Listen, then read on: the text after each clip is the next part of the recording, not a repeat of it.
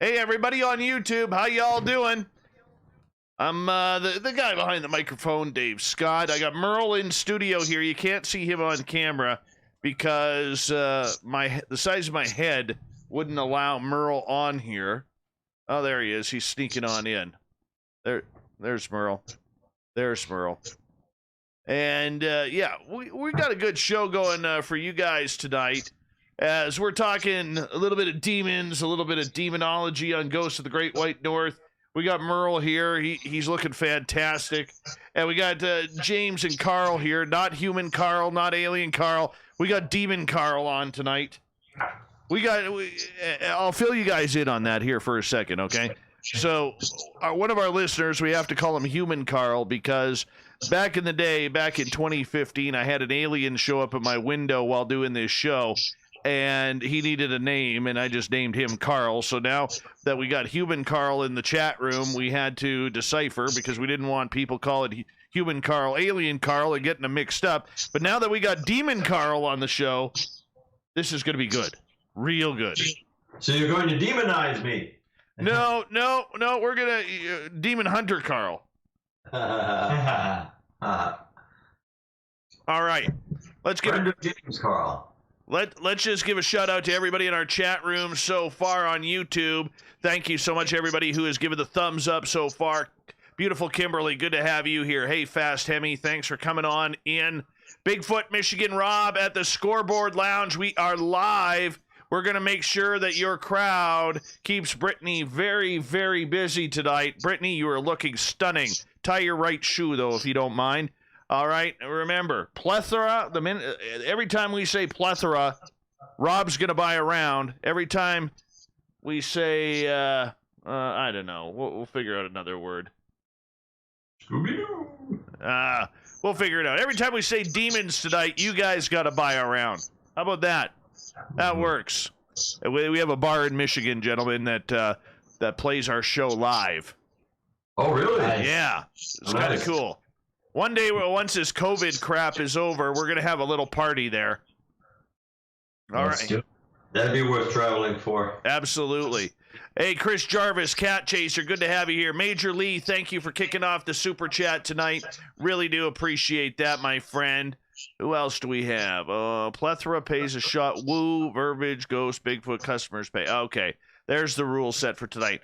UK Andrew, good morning to you, my Commonwealth friend. Princess Denali, the official princess of Spaced Out Radio. Good to see you. The lovely and talented Steph Dickey from Florida is here, Merle. Classic. Very classic. Very classic. She's looking good. Brett Lewis is here, everyone, which means we can officially start the show. The Michael Leger.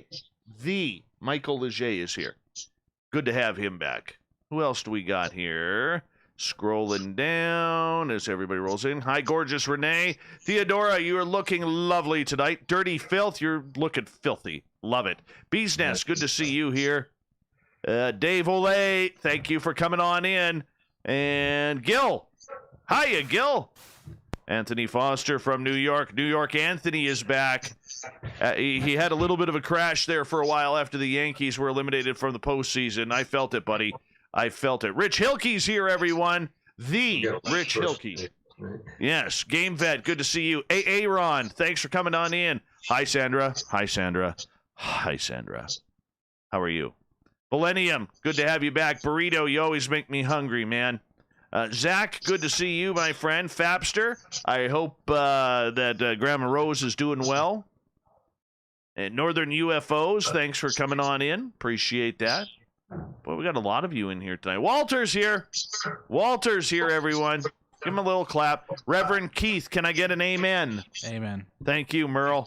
That's the way to be on the ball here, everyone. It's the way. Merle's on the ball here. Merle's on the ball. Yeah. Nice and close to that microphone, Merle. Really close. Yeah. Eat it. Eat it. Eat it. All right, gentlemen, we got James Anito and Carl Johnson here. We're talking some demons tonight. We're going to go live here in approximately 1 minute. 1 minute and counting. Opa de Greco, how are you, buddy? Hi, Merle. Hey, Dave. How are you? Great. They can't hear you. I know. Oh, they can barely hear you. All right. Still a bit of echo, but we're okay. The only echoing is in your. It's because you're hearing your voice through my microphone. Echo, echo, echo. Echo, echo, echo. All right, boys. Let's kick this thing off here. Just a couple of seconds here. Go live there. Bang. One. Hey, Nick, how you doing? Great art once again, my friend. We got to talk, man. We got to talk. Jenny! How are you, honey? Good to see you here. That's too much Forrest Gump there. You know, just let it go. Let it go. That's my thing for her. She's awesome. She's like here every night. I love her. Andrew Harbinson.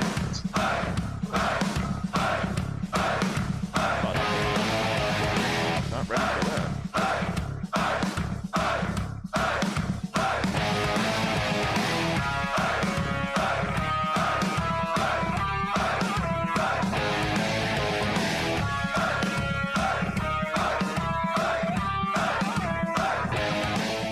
From the mountains of central British Columbia to you listening around the world, this, my friends, is Spaced Out Radio. I am your host, Dave Scott, sitting in the captain's chair of SOR headquarters. We welcome you to tonight's show on our terrestrial affiliates around North America and digitally on TalkStream Live and Revolution Radio. If you want to take a listen to our archives, they are free for you at youtube.com/Spaced Out Radio. Do old Davey the favor, hit that subscribe button. Our website is spacedoutradio.com, where we have a plethora of features for you, including rocking out to Bumblefoot and reading up on Captain Shirk's SOR Newswire. Follow us on Twitter at Spaced Out Radio and on Instagram at Spaced Out Radio Show. Tonight's show is brought to you by Chive Charities. Help make the world 10% happier by visiting Chive Charities today. You can find us on our website.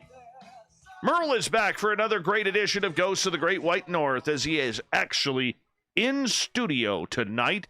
Tonight we are looking at demons. Are demons real? Is there evil on the other side trying to lead us to temptation? To talk about this, we are joined by James Anito and Carl Johnson of Duo Demonology. James is a deacon through the United States Old Catholic Church and a demonologist who has worked alongside many other specialists in the field. James is also a paranormal investigator and researcher and a member of the Sanctuary Paranormal Team and former founder and owner of the Dominion Ministry. Carl, by the way, we got to call him Demon Carl around here, or Demon Hunter Carl, because we don't want to get him confused with Alien Carl or Human Carl. Well, he's been investigating reports of strange phenomena for the past 47 years, beginning with his association with the noted ghost hunting couple Ed and Lorraine Warren. As members of the team based in Rhode Island College, Carl and his twin brother Keith were called in to investigate the Perrin family's farmhouse in Harrisville, Rhode Island during August and September of 1973. You better know that situation as The Conjuring. Then, at the bottom of hour number 3, I will bring you the SOR Newswire, brought to you by Paranoia Magazine. Merle, how you doing, buddy? Doing fantastic, Dave. It's great to be up in your studio. It is. It's good. We had a good day today. Strong day. Very strong day. Very strong day. We had some good pictures taken. You know, my hair was fantastic. I'm not going to lie, Merle. It was fantastic. You had strong hair going. We got some good drone footage. We did. We did. We can't say why. We got to keep a little secret there. It was an abandoned town somewhere in the Rockies. 5 hours out of Rockies. We're not in the Rockies. Sorry, the Caribou. Caribou. Thank you. I don't even know my own areas. The Caribou, abandoned town. We were almost killed by a grizzly bear, even though there was no grizzly bear around, but just for dramatics and effect. And we almost went down a rock slide twice. Twice. And almost got swept into a river. Yeah. Yeah. I'm telling you, it was rough out there. It was rough. I think Merle actually got a scratch on his finger, and I got a cracked fingernail. It was dangerous out there. The wind hurt your hair. It totally did. It totally did. Let's bring on the guests, because they're probably like, what the heck is going on? Absolutely. From Duo Demonology, we have James Anito and Carl Johnson. Gentlemen, thank you so much for taking the time to join us tonight and talk some paranormal as we draw closer to Halloween. Hello there, yes. Hello, good evening. As we are approaching that time of year where the veil is thinner between the world of thought and spirit and the world of the living. I've heard something about that. I gotta ask, do you really believe that at this time of year the veil is thinner? What the hell really is the veil? Only because people have believed in that for so long. It's like the myth becomes reality after a while. Traditions have some weight to them, some substance. And because for a millennia ago too, persons believed that at the end of October, it was a time when spirits could cross over from their world of spirit into our physical world. And they would sometimes try to settle grudges or reunite with loved ones. Usually they were settling grudges, they would haunt and all that. And that's why we have the tradition of the jack-o'-lantern, which is evil against evil. It's supposed to be a scary face, that was going to ward off the bad spirits. Although originally it wasn't a pumpkin, it was usually a turnip, and they'd carve that out and put it in the windowsill. And I'm talking about like probably the what we now call the Dark Ages, 500 AD. This was a common practice. And that's the origin of Halloween. It's come down to us. Now it's a time of celebration, of course, except we can't do a heck of a lot of celebrating this year. But it's a time when the ghosts and goblins are at their strongest, their zenith of power. They have sway over the earth, especially for that one night, October 31st, and that precedes All Souls Day. Very true. Of course, it's originally a pagan tradition that became Christianized, and then it became a night of frivolity. Yeah. Nowadays, you just eat enough candy, you see the spirits. Yeah. Yeah, it's very true. Very true. Remember when Halloween, the only thing that was really dangerous was lacing candy with razor blades and drugs? I mean, what happened to the good old days here? What happened to those good old traditions? Traditions become real. Yeah, when you had to be careful. Now you just can't go anywhere, and you have to be careful that way. At least that's what it is in our side.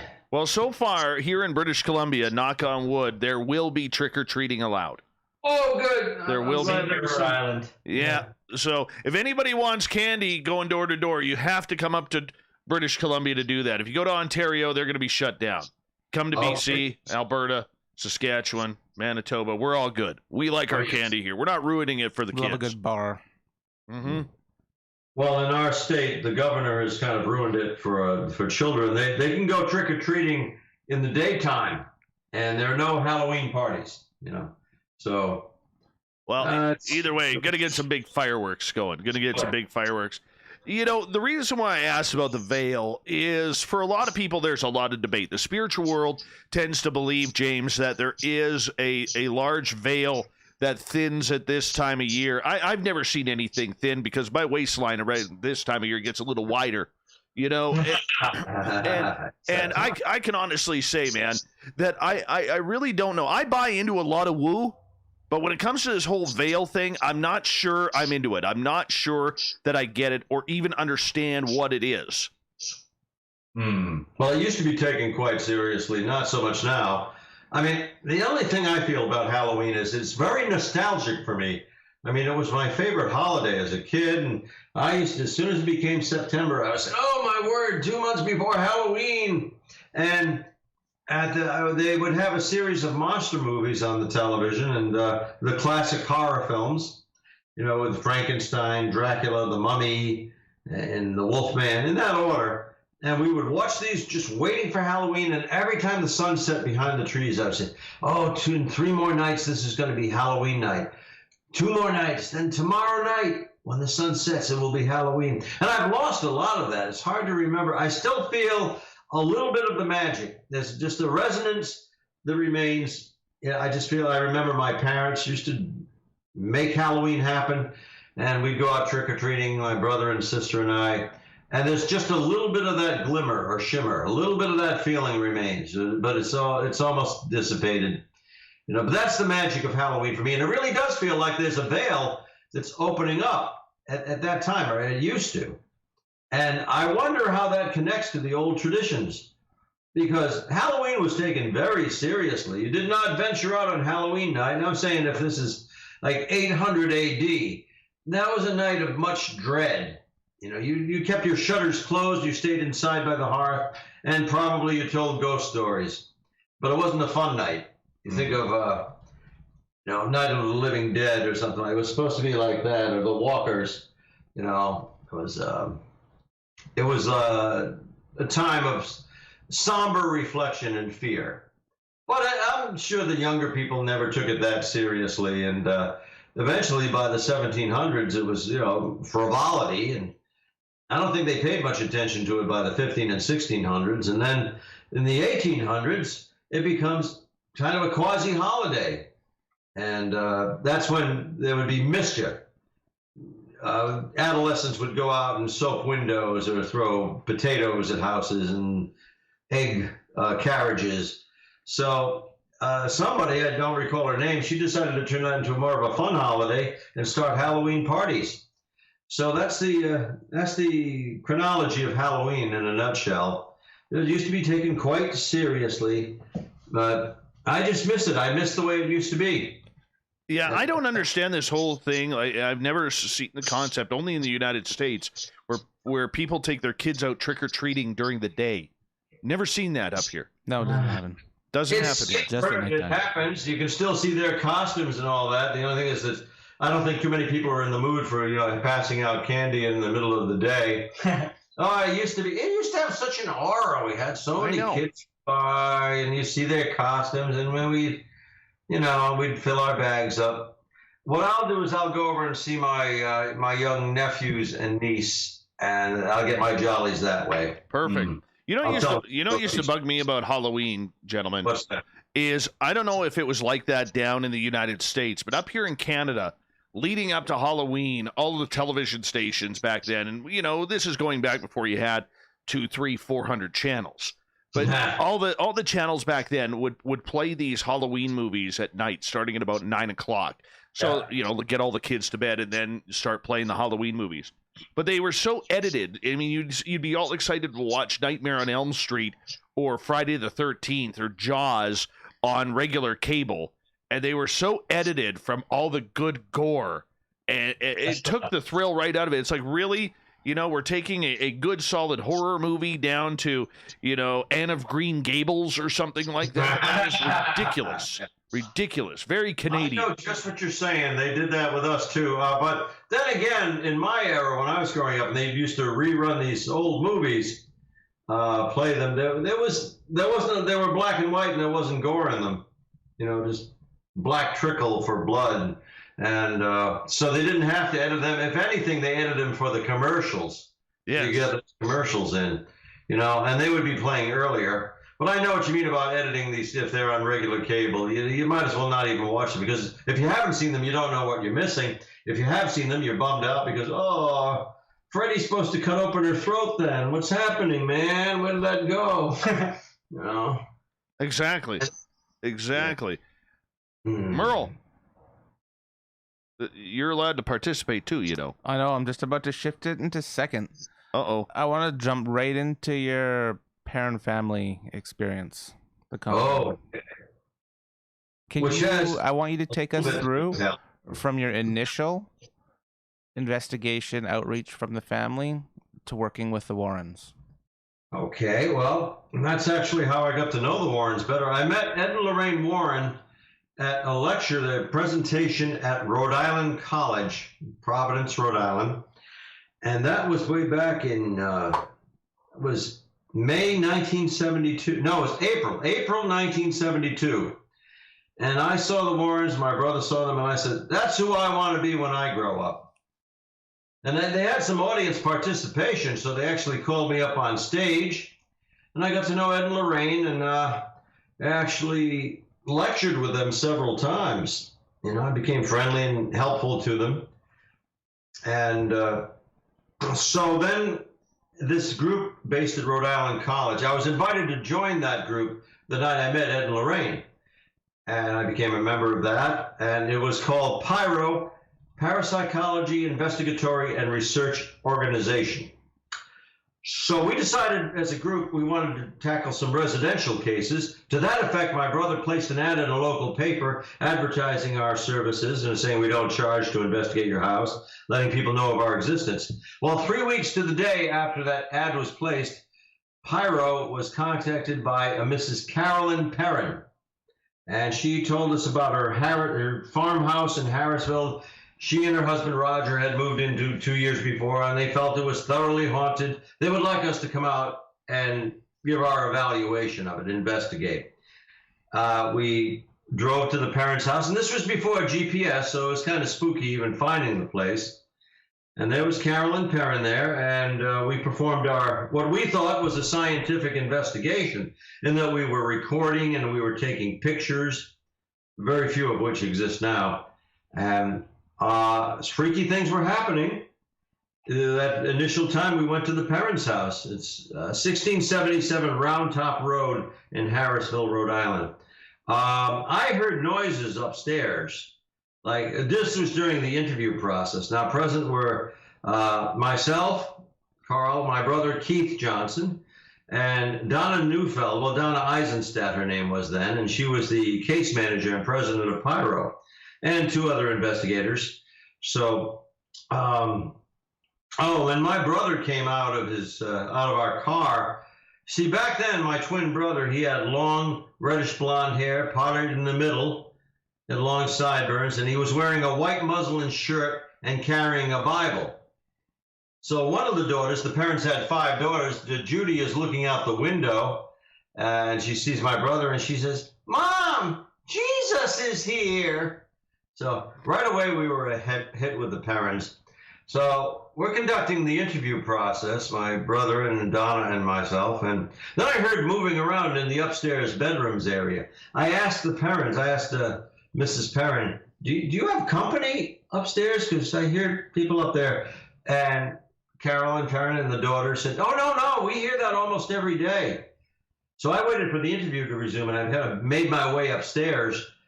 And when I went upstairs, I'd been up there a minute or two, and I saw out of my right peripheral vision something black, colorless, dark, rolling down towards me past the bedrooms. I turned and looked, and this black thing was coming at me. It was shapeless, so it's hard to describe. It was amorphous, and then it comes around and comes toward me. My first thought is there's a fire in the house, and I'm going to smell smoke. But then it came upon me, and it just vanished. So, whoa, that was strange. So I went back downstairs, gave my brother the look, like something's up. And then I went down to the basement. I was the first one to go to the... Our case manager did not dare to go down to the basement at any time. She never did. And she was kind of nervous about going upstairs, too. So I'm down in the basement looking around. At that time, the basement area was illuminated by one hanging light bulb. While I'm down there, the light bulb just shut off. It just failed. Bloop. So I'm in almost total darkness. You can imagine an 18-year-old Carl just in the darkness. You just hear this voice says, "Oh, shit." But I made my way up to the stairwell was, and I went over there and made my way back up. Then we all, as a team, went upstairs. Donna needed some persuading, some coaching to go upstairs. And there was one window in a bedroom that would not shut.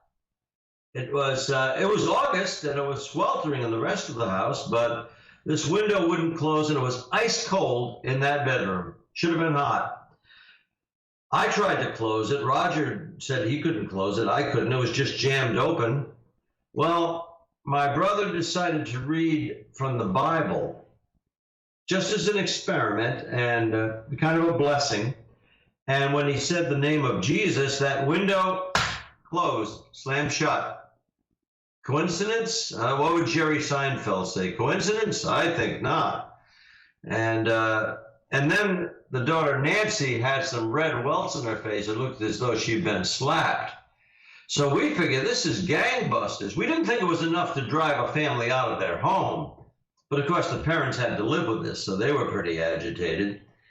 And so we thought that a successful investigation. Wrote up a report about our investigation. And Carolyn Perrin, she assumed I was the director of our team because I had the deep voice and I was assigning people, where to be and where to record. So Carolyn and I established a rapport, and Carolyn would call me it was every day. For a couple of weeks, she was calling me. Telling me about the activity in her home. Like the time she called me right back because she was slicing an orange on her kitchen counter, and red fluid like blood dripped out of this orange. Things like that were almost commonplace. So their haunting was increasing since Pyro went there, and we were urged to come back. When we came back, Roger Perrin, he's a very rugged guy, he was starting to get nervous because he was waking up with scratches on his forearms, and it didn't look like he had inflicted them on himself. And Carolyn, oh, the mother, now she was already a slender woman. She looked like she'd lost 30 pounds. Like, what has happened to this attractive woman? She's wasting away. She was like 30. She was 30 years old at the time.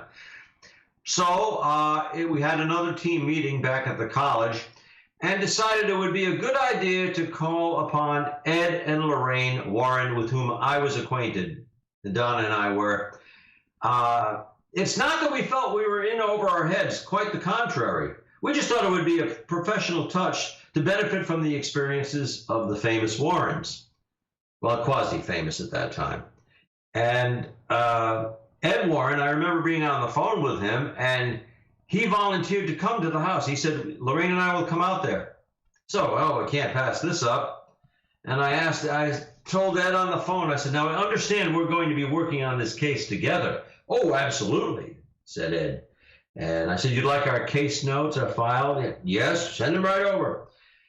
So in September of 1973, Ed Warren and Lorraine Warren came to the house, and I greeted them at the door. A very pleasant exchange meeting. I introduced Ed and Lorraine to Roger and Carolyn Perrin. So it's not like you see in the movie The Conjuring. And Carolyn proceeded to give us a tour of the house, and I have a photograph that proves I was there. In later years, as in 40 years later, with the release of The Conjuring movie, Lorraine Warren denied that we were ever there. She said, Ed and I were the sole investigators there on the scene. But no, actually, Pyro called them in. So we had a nice evening, and they began their, well, theirs was not an investigation. It was an intercession. You know, they were convinced that the house was haunted by the demon witch, Bathsheba Sherman, whose name is mentioned in the movie. So, who was an actual historic person. She was a bit eccentric, but no witch. No, that did violence. So the house was supposedly haunted by the demon witch, Bathsheba Sherman. And then I thought we were going to have a very good joint investigation. Here we are working with the Warrens, with whom I lectured. Well, I didn't hear from Carolyn Perrin for another, I think it was 16 days, a little over 2 weeks. So we Pyro members, we felt that maybe the investigation had gotten heavy, and Ed and Lorraine are concentrating on helping these people, or maybe it was successfully resolved. They didn't need a paranormal team in there anymore. In any event, we made up our minds we weren't going to hear from the Perrins. And this is a lady who had been calling me every day, Carolyn Perrin. Well, finally, Carolyn, 16 days later after that tour and introducing them to the Warrens, Carolyn did call me, and she apologized for not getting back to me, not calling me. She told me that Ed and Lorraine Warren had advised them, Roger and her, that they could be of no help unless they were the only paranormal people on the scene, the only paranormal investigators. They said, we were just a bunch of college kids. We couldn't do any good, so it had to be just them. And Carolyn apologized. That was, although I had been to the house a few times afterwards, that was the last time I would see Carolyn Perrin or Roger Perrin for the next 40 years. Precisely 40 years. You got ripped off, and I got to cut you off right there, because we do have to go to break here at the bottom of the hour, because we're going to get into some major stories, major everything in regards to demonology, demons, what it's like to deal with the more evil side of the paranormal. We got Merle in studio for Ghosts of the Great White North. Our special guest tonight from Duo Demonology, we have James Anito and Carl Johnson. We're in for a really good treat tonight, a paranormal story. So let's get your ghosts on tonight on Spaced Out Radio.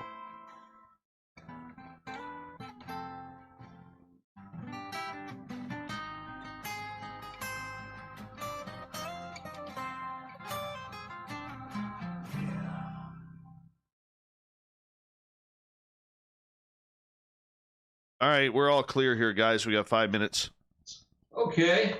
That's good stuff. You're a good storyteller, man. Good storytelling there. Thank you. Yeah, I'm trying to encapsulate it. I mean, I could have taken an hour just to tell that story, but I'm, trying to tell it succinctly and, as it happened. So Yep.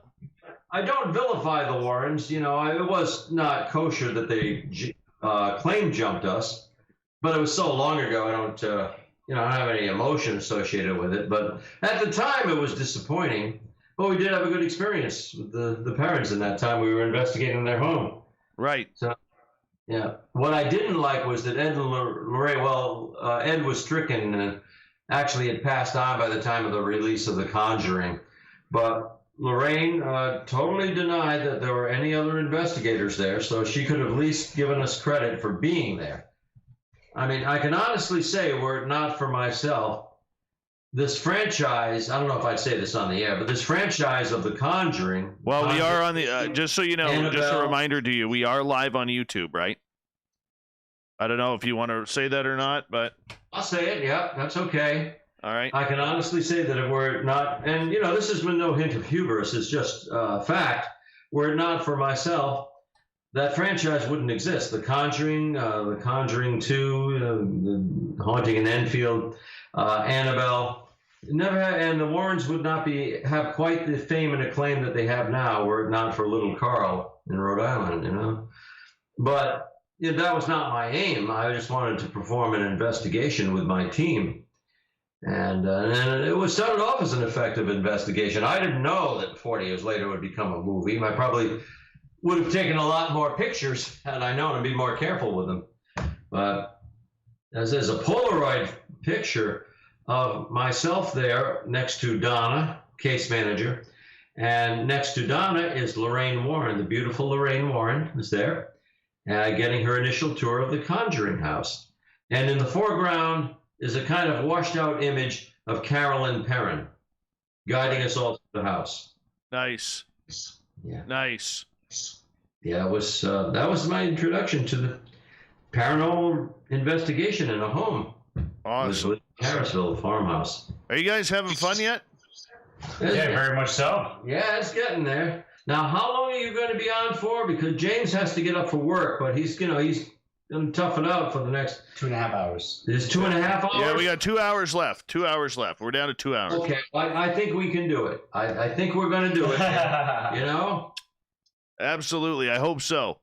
I hope so. Energy drinks and all that. Oh, yeah. My heart's beating like I can't wait. You got that right.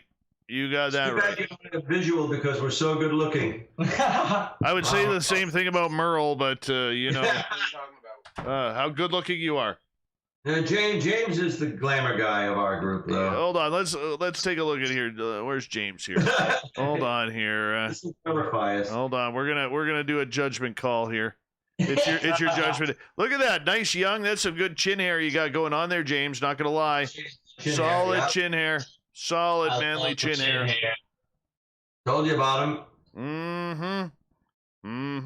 I get you there. All right, we've got about just under 2 minutes here, guys, before we're all going to come back. Merle, there's nothing I can do about the delay. I got to get another headphone jack for the board here. That's my issue. I apologize. Unless you can find a slot in the back there that maybe? Or are you just too lazy, you don't want to? I looked yesterday. Yeah, but... Merle. Merle, did Merle settle it? Merle! Merle. Good, solid, manly name right there, Merle. Yeah, Merle. It's a great name. You're full of personality tonight, Merle. Full of personality. He's cogitative tonight. He's thinking of this out. He's reflective. Merle. We had pizza. We had pizza for dinner tonight, so it's kind of like we're all in slow motion right now. Pizza will weigh you down like an anchor. I know. I had a nap before the pizza and a nap after the pizza. It's spongy, that's why. Yeah. I'm not waking up your neighbors, am I? All right, guys, 40 seconds. 40 seconds. Okay, we'll be there for you. And, oh, don't want that. And final commercial. Hey, everyone, I want to say thank you to everybody on YouTube so far hanging on out with us. And thank you to Bigfoot Michigan Rob and the Scoreboard Lounge for the super chat. We love to woo with you. You know that. And Major Lee with a double shot there of super chat. We really do appreciate that, Major Lee. Remember, a good way to support this show. Give us a thumbs up and do a little shopping at the SOR Vault on our website. Here we go with the second half hour.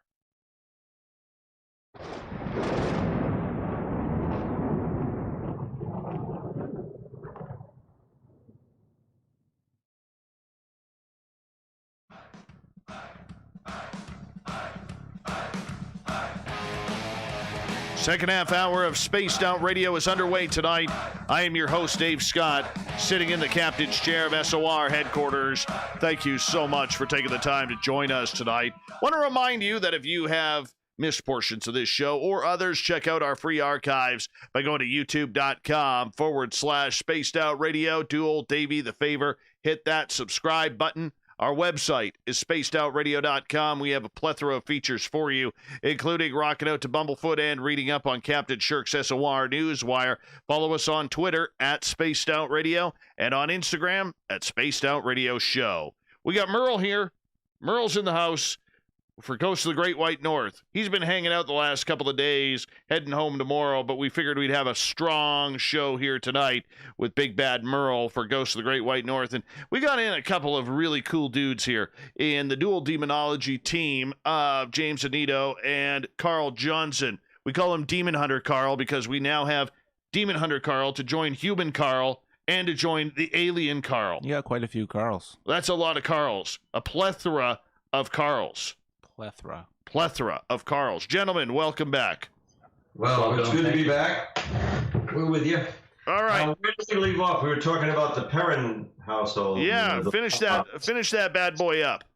Yeah. Well, I hope our listeners, I hope I don't have to back up and reiterate.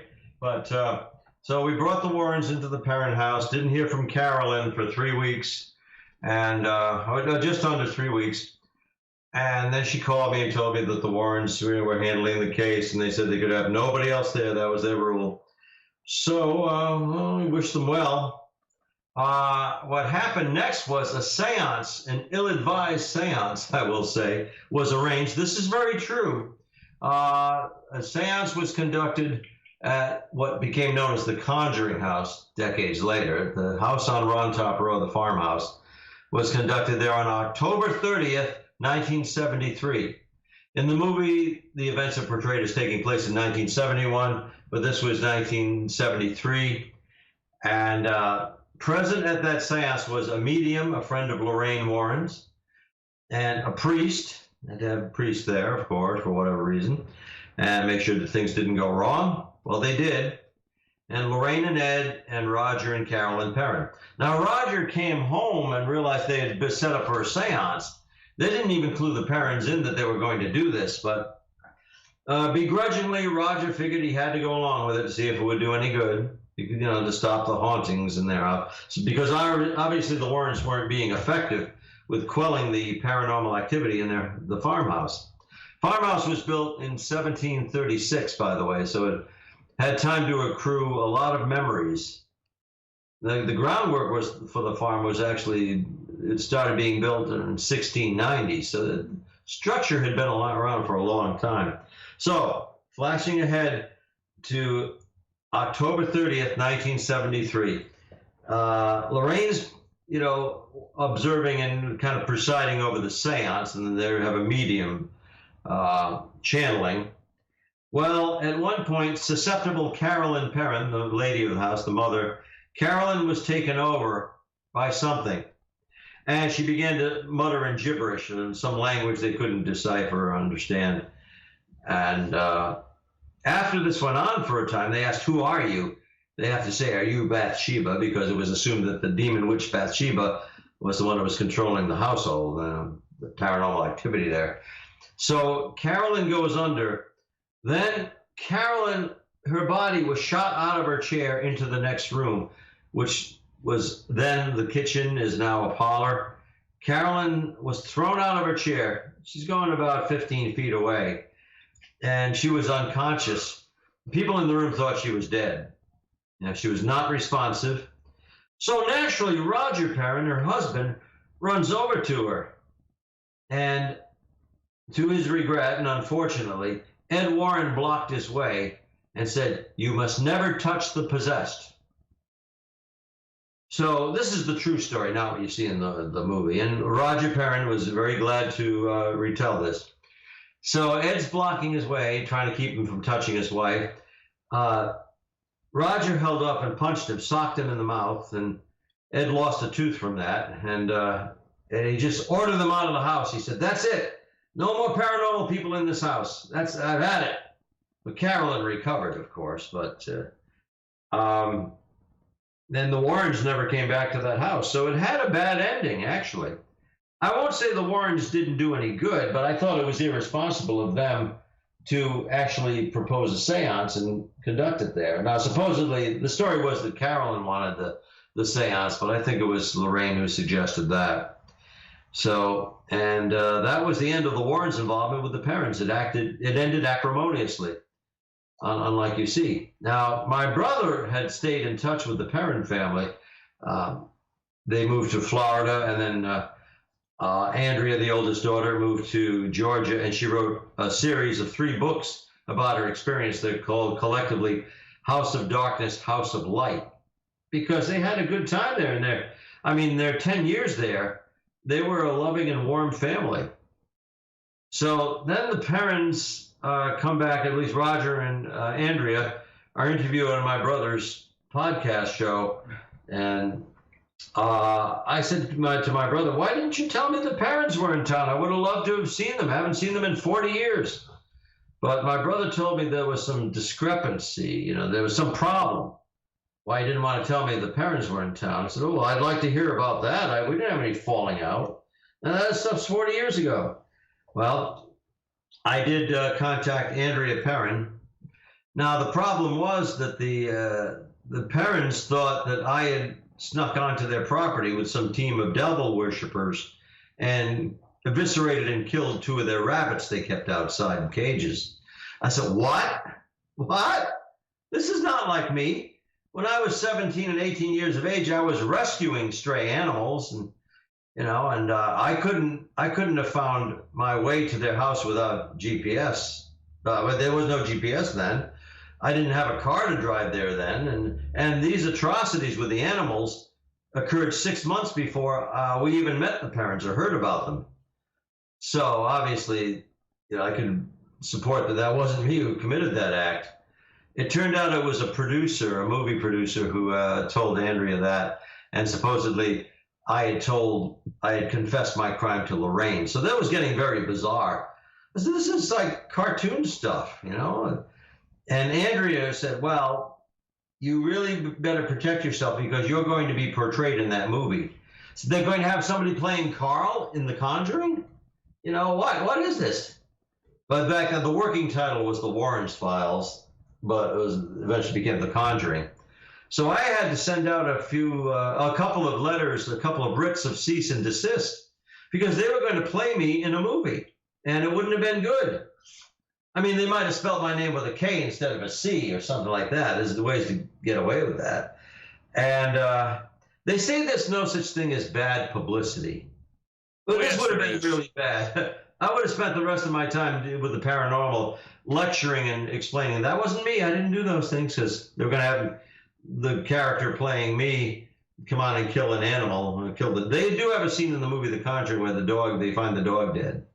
But that was based on an incident that happened before the Perrins even moved to the town of Harrisville, or the village of Harrisville in Burrillville. So even the movie had a bizarre origin, by my perspective. And then Andrea made a personal appearance in Harrisville and answering questions about the upcoming movie. And she mentioned me favorably in her talk. And she gave me such a hug when I saw her. She said, "Don't worry about that nonsense. It's all been a lying sack of something awful." And the shows are different. Yeah, some of them encourage you to cuss, and I rarely do. And but that's what that's what she said about the producer. So from then on, I've had very good relations with the parents' family. That's good. I've been many times since. And I have numerous times been back to that house. The house in Harrisville, Rhode Island is now owned by Corey and Jen Heinzen. Loving couple, very good friends of mine. And I'll tell you one more thing. I know this has gone on a long time telling about it, but there's just no succinct way to tell it other than what I'm saying. Well, there's a mirror there, a square mirror in the parlor room. And I said, by gum, that looks like the same mirror that the parents had hanging there. All those years ago. I bet you that's the same mirror. Now, this is June of 2019, just a day after the closing. The Heinz made the closing on the house, and they invited me to come over. And I was there with my friend Elise, and I thought I'd look in that mirror. This is true. I looked in that reflection. I saw myself as I appeared when I was 18 years of age. I had my same red polo shirt on that I was wearing that day, and my reflection moved with me, but my reflection was moving as I did. Still, I had long blonde hair, and I looked 18. I was going to call Elise in to see that, but I just figured by the time Elise gets there, this illusion or mirage or manifestation, whatever it was, will have stopped. But I had a chance to observe that for a full minute. What a bummer it was when I looked in the mirror in the bathroom, and I was like, no, I'm really that much older. But I got to contrast it. I saw what I looked like when I was 18. I can't explain it, if it was a time slippage or just something about that mirror, but it was an eerie experience. For sure. So I've been there to investigate several times since. We have James Anito and Carl Johnson on here tonight, Duo Demonology on with Merle and Ghost of the Great White North. We continue on here. Gentlemen, let's get into the whole story about the parents. Now that everything is over and everything has been solved and everything it seems back to normal, has that calmed a lot of energy for you and really brought some peace? It's a peaceful setting, that house. James and I have been there and don't feel any hostility. Actually, if anything, an eerie feeling of being watched. Having said that, the same phenomena that was occurring there in 1973, like that black thing that I saw issuing down the hallway, and the bumps in the wall, the footsteps, that's going on now. I don't think a week goes by where they don't have something like that. Sometimes a book will fly out of the shelf. It's spooky, but it's not enough to drive them out of their new home. They purchased the house knowing it was a haunted house. That was part of their motivation. But yeah, the same things are still going on there. And I'll tell you, if the house, I think the house has become something of a sentient living organism with all the memories that have been contributed to that house. And if you're a decent person and you're interested in the house will give you a favorable experience. People say they feel good there. They may see some weird and hear some weird things, but they say they have a good feeling about it. People who are kind of degrading or denying that there was a haunting there, or come wanting to do a seance or something, those people usually feel sick to their stomachs and have to leave early. If somebody has like an exploitative or a hostile attitude, the house doesn't seem to want them. It spits them out. So I think the house has a personality. But James and I have, fine. Not a problem. I feel warm and welcome and nostalgic when I go to that house and visit Jen and Corey. Merle? I'm going to switch gears here for a little bit. I'd like to know the difference between demons versus negative spirits. Well, that's a great question. Basically, Carl kind of gave a good tribute to a negative spirit and demonic haunting. We wouldn't say what they dealt with was negative. Maybe it was some sort of phenomenon we don't understand. But a negative spirit is, of course, an earthbound spirit, somebody that was once living that is now deceased. And if they were mean when they were alive, now they are mean when they are deceased. That carried over. And it carried over. So they are negative in that form and fashion. They were once physical. They once breathed air.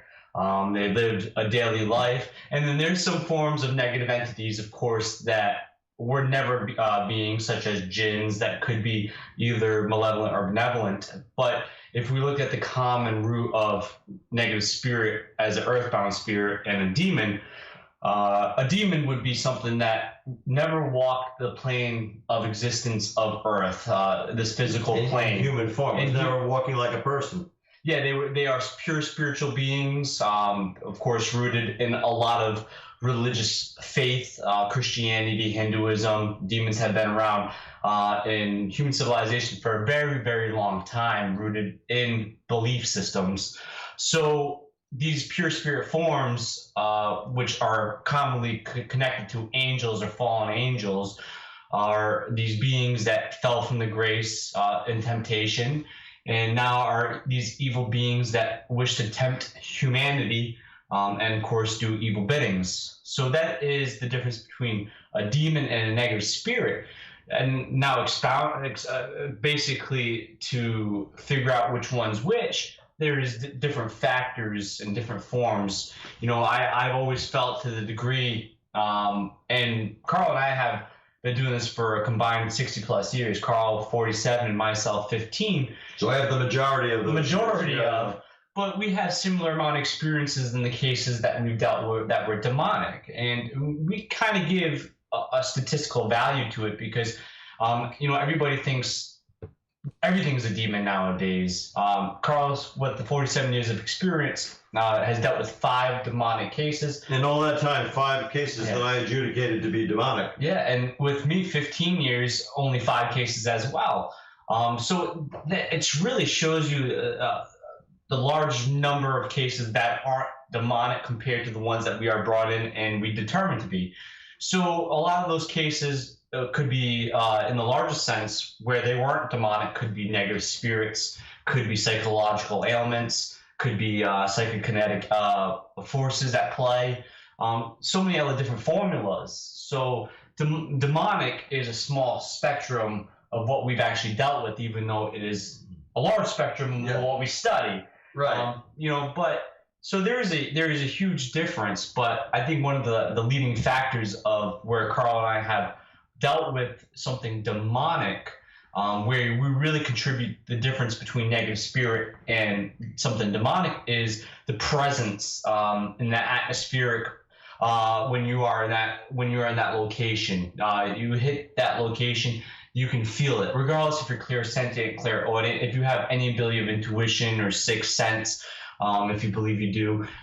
If you are truly, in fact, in the presence of a demonic entity, your being will feel that. Your chemical reactions in your brain will shoot to fight or flight, regardless of who you are. These forces are so suppressive, so manipulative, but they're also very strong, much older than we are, and you know, and even though we still don't understand to the T what a demonic entity is, it's, like I said, something that's been talked about in human civilization and in belief for a very, very long time, even to like Mesopotamian times. That's a very long time ago. So there's differences, but deciphering those differences are, of course, the things that Carl and I do as demonologists, determine and try to figure out and dissect and, of course, look at the issues at hand. And anytime there is a demonic force at play, there was some level of trauma involved with the individual.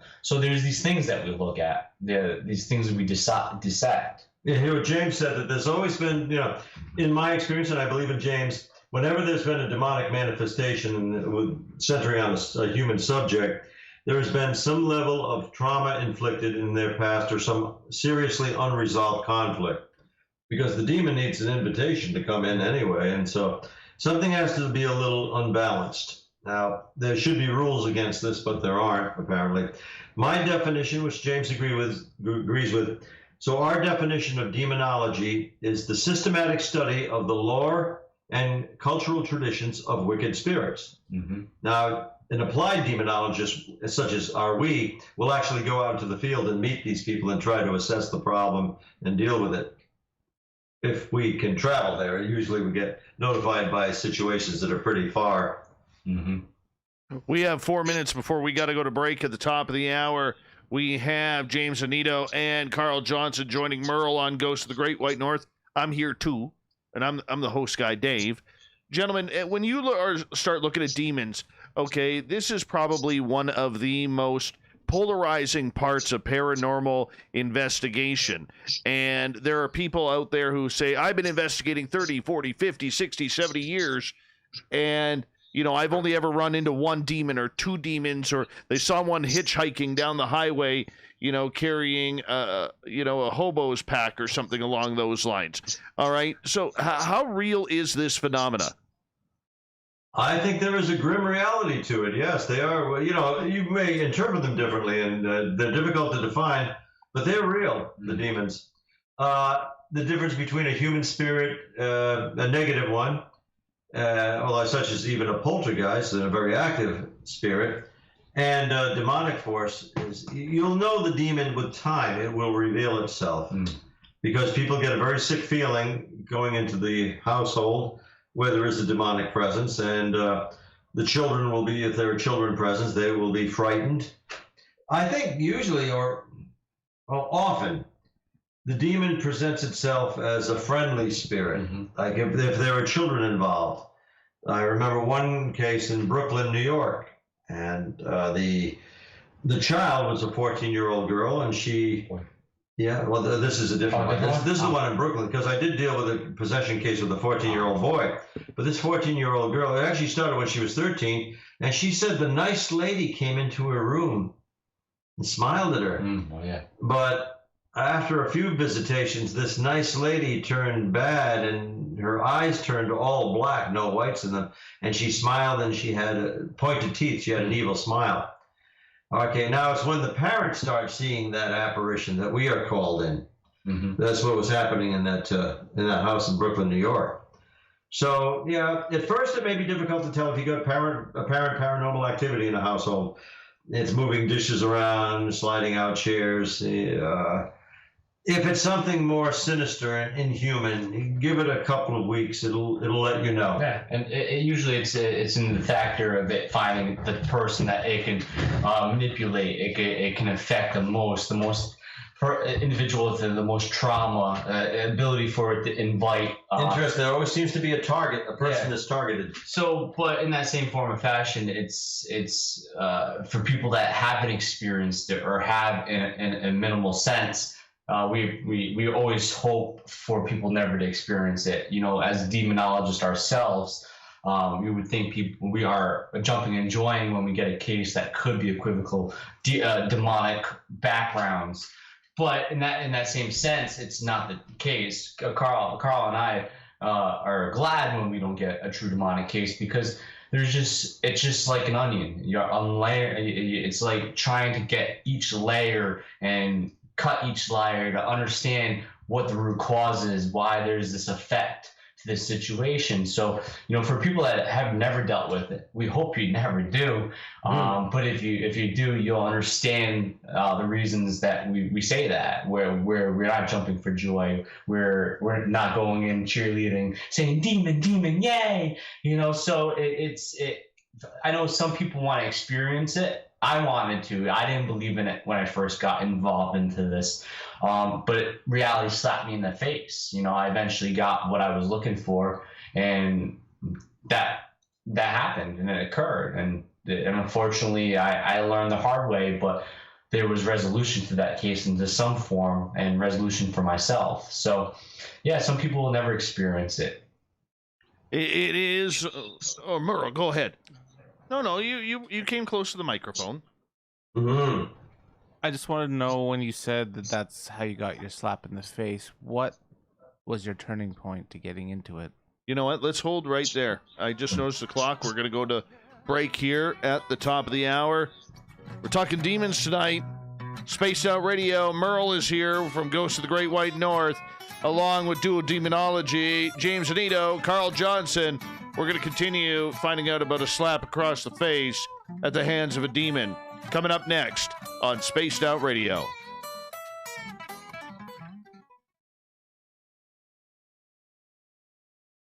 Demon slaps. All right, guys. We are clear right now. You guys can talk away. I just got to step away for a minute here to go take my dogs outside because I have a studio in my house.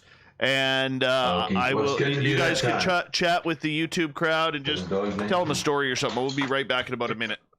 Okay, we'll stick with you, of course.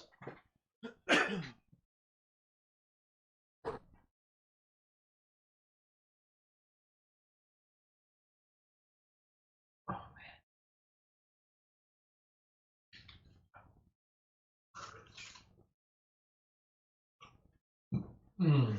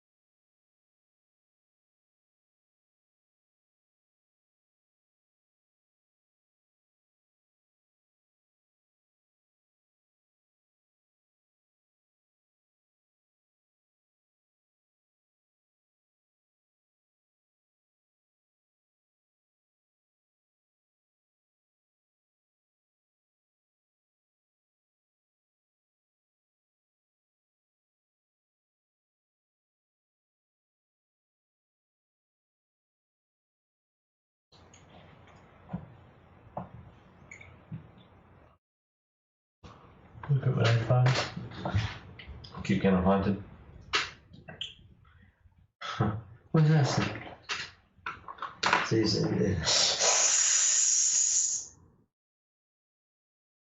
can't read it. It's a cinnamon. It's the Vita Rush. Vita Rush. I know, it's the haunted pen. Wow, you still got one of them, huh? That's one of our business pens. That's like a business card. Oh, yeah. I found it. I'm like, oh, gosh. Hmm. All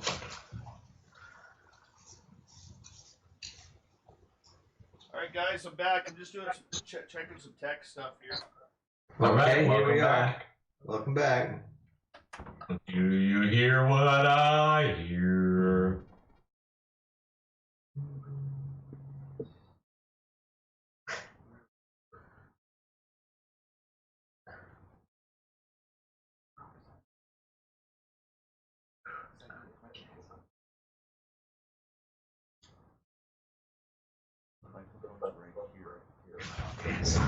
What's that? Oh, God. I gotta throw this away into this thing. Well, my shoes come in untied and I'm not even walking around. All right, we're going to try something different here. Hold on. Okey-dokey. All right, you guys want to talk for a quick sec? 1, 2, 3. ABC. 1, 2, 3, and 4. Shut the door. ABC. All right, perfect. 1, 2, 3. Do you want to turn this one down? Huh? Do you want to kill it? Yeah, I'll kill that one. All right. Let's just, yes.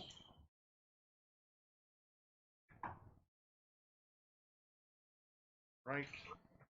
I can turn my headphones up. Put them back. All right, let's try this. See if this works. All right. Merle, are you happy now? I am happy. I'm happy that I can hear and there's no delay, hopefully. Shove that microphone in your mouth. Is that better? Much better. Hold that. It's going to Megan. Hold on, let me push my glasses up.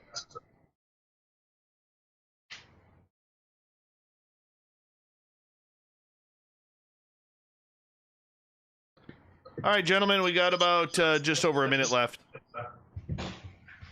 Sounds good. Then we can talk about some demon slaps. Demon Slaps coming up next on Spaced Out Radio. Getting demon slappy now. Yeah, it could be a shirt. Satan with the hands slap you. I could catch on. Yeah. Works for me. It's gonna be sponsored by Spaced Out Radio, right? Of course.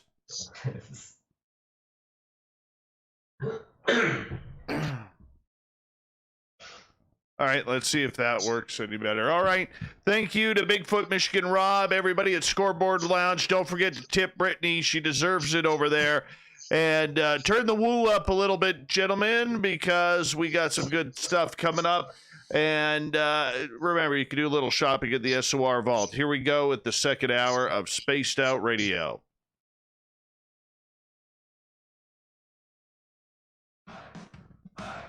You're listening to Spaced Out Radio with Dave Scott. Follow Dave on Twitter at Spaced Out Radio and on Facebook, Spaced Out Radio Show. Kicking off the second hour of Spaced Out Radio tonight, I am your host, Dave Scott. Thank you so much for taking the time to join us tonight. Hi to everyone listening in on our terrestrial affiliates around North America and digitally on TalkStream Live and Revolution Radio. All of our archives are free for you at youtube.com/Spaced Out Radio. Just do old Davey the favor, hit that subscribe button. The Desert Clam has set the password for tonight in the SOR Space Travelers Club. Gigantomachy. Gigantomachy is your password. Use it wisely, Space Travelers, as the Clam sets the password each and every night right here on Spaced Out Radio. Our website is spacedoutradio.com. We have a plethora of features for you, including rocking out to Bumblefoot and reading up on Captain Shirk's SOR Newswire. Follow us on Twitter at Spaced Out Radio and on Instagram at Spaced Out Radio Show. Tonight we continue on with Ghosts of the Great White North. Merle's in studio tonight, hanging on out with us, and I'm going to tell you, he's got really tight hair going on tonight. Tight, large, and strong, Merle. Exactly. He's a man of many words. Man of many words. And we got special guests tonight from Duo Demonology, and I highly suggest you check out their website, demonology.org. We have James Anito and Carl Johnson, Demon Hunter Carl, not to be confused. Demon Hunter Carl. Yeah, not to be confused with Human Carl or Alien Carl. Can't do that. No. No, we don't want to do that. But gentlemen, thank you so much for being with us. We really do appreciate you taking the time. Oh, it's our pleasure. Definitely. Thank you. Excellent. Now, you were going to talk about what it's like to be slapped across the face by a demon. Now, we're not talking my ex-mother-in-law here, are we? Well, we could be for sure. Don't want to demonize her either. So I wasn't, of course, physically, like I said, these things are pure spirit, so I was not physically slapped in the manner of, like, if Carl slapped me right now, awake, of course. And if, in that sense, this case was in Salem, Massachusetts. I did not believe in demons before this case. I was a person that got involved in the paranormal field because of my disdain for God, and my search and answer within the study of theology, if God existed or not, and within those confines of being young and understanding literature and reading such things as evolutionism, anthropological studies, civilizations, and archaeology studies. I got interested in what happens life after death. I think that was one of the biggest nuances, emphasis on if I could figure out what God is, because we always talk about ghosts and spirits. You know, as a child, you raised up as Scooby-Doo. Of course, they always solved what it was. It was never a paranormal situation. Right. Literature such as Charles Dickens. He was an acclaimed paranormal investigator with the Ghost Club. He always wrote about it. There was always some involvement within his stories. Charles Babbage, the father of computers, another paranormal investigator with Ghost Club. So a lot of smart people were involved in understanding if there was life after death. Even Thomas Edison, Nikola Tesla, and the list goes on and on and on. So I thought, even, you know, of course, young and brash, that I could figure out what spirits were. If ghosts did not exist or spirits did not exist, then does that disprove God? So basically, that was my entryway into the paranormal, because it was a physical study that you could do, that I've seen on television, which of course initiated was like Scariest Places on Earth and some other programs, of course, with Hans Holzer. Back in the heyday, and then of course with what Carl was on for the first 2 seasons, Ghost Hunters, and it was a really integral part of understanding that there's a physicality to this. You know, of course the Warrens that Carl had talked about. So I never had believed in demons at that point, and had never come across something like that. I maybe had dealt with paranormal phenomenon that could have intrigued me. That I did believe that there could be a possibility that there is something life after death, but never came across this great evil that has always been talked about in dualism: angels versus demons and good versus evil. And I was always interested in Epicurus with theodicies and the understanding of evil and the human civilization, with sending like hamartology. So to get involved in studying demonology and working with Carl 10 years ago as his tech manager with Beyond the Veil, really later, of course, parted ways for a little bit, but within those parting of ways, no falling out, no falling circumstantial. Out. Yeah, I came across a case in Salem, Massachusetts, and at that point, I did work with specialists. I would work with specialists such as psychotherapists and psychologists and psychiatrists, because, you know, even young and brash, you know, I still knew that there could be ways of explaining human nature that could echo what looked like paranormal phenomenon. So I always would work with people. And there's this one case in Salem, Massachusetts, like Carl said, in Brooklyn, and a case in Providence you also dealt with. But this case was in Salem, Massachusetts. Of course, the wickedness is already known about the Witch City. You know, there's so many movies talking about Halloween earlier, about Salem, Massachusetts. And so that was already intriguing. But the most intriguing part of that case was that instead of me calling upon a specialist within the psychological realm, it was a psychologist actually calling me in for my specialty, for my knowledge of demonic folklore, demonic lore, you know, understanding of religion, and how people can react in the same form of demonic possession to what people in the DSM would call possession, as a disorder.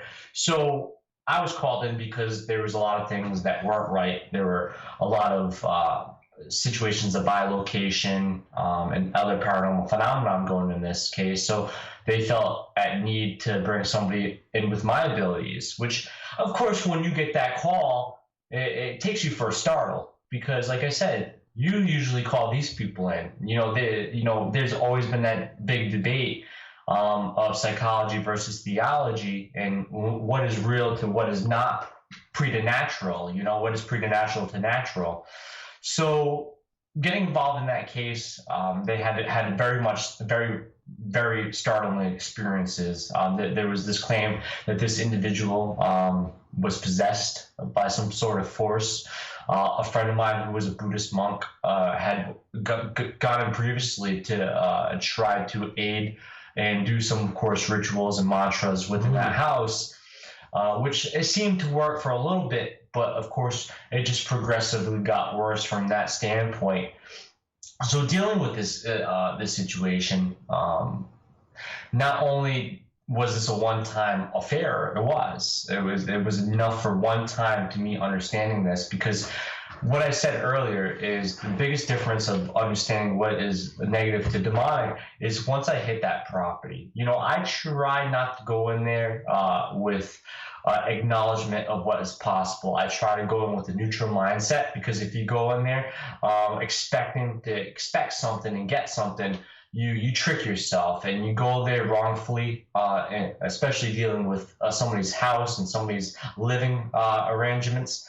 So I go in there with a neutral mindset to understand, okay, if I come across nothing, you can't be disappointed. And if I come across something, you might be startled, but you stand your ground just like Carl did. Yeah. When the parents called him, he was known to stand his ground. That's why he was called and his team was called.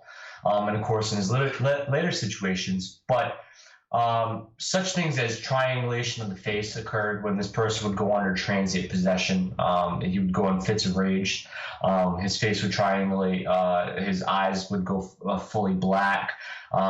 He was able to out-wrestle two former bouncers that were there. Hefty guys, right? Two hefty guys, 350-pound plus, and was able to dislocate a shoulder and grasp onto me. The subject was, yeah. The subject was, and grab onto me. I had a set of rosaries that were specially made that were metallic, and I didn't realize later, but where he grabbed it, the metal tarnished at the grab points, and that was fascinating to me. But this person was able to speak Latin very fluently, and I'm an ordained minister. I was an ordained minister at that time. Now I'm clergy with the United States Catholic Church as a deacon.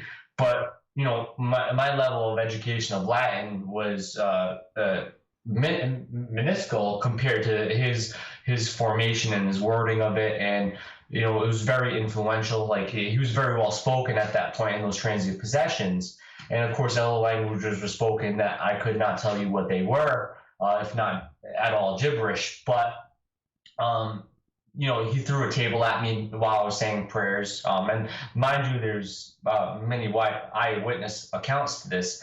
But the biggest factor of why I believe it was demonic, beside all of these situations, is that one of the things that I've always read in demonic literature, and of course heard from people such as Carl and other respected demonologists out in this field that are very well known, and of course from exorcists themselves, there is always repercussion afterwards, or even beforehand. There is some sort of a simulation of a demonic trying to influence and affect you from either coming or going to scare you away.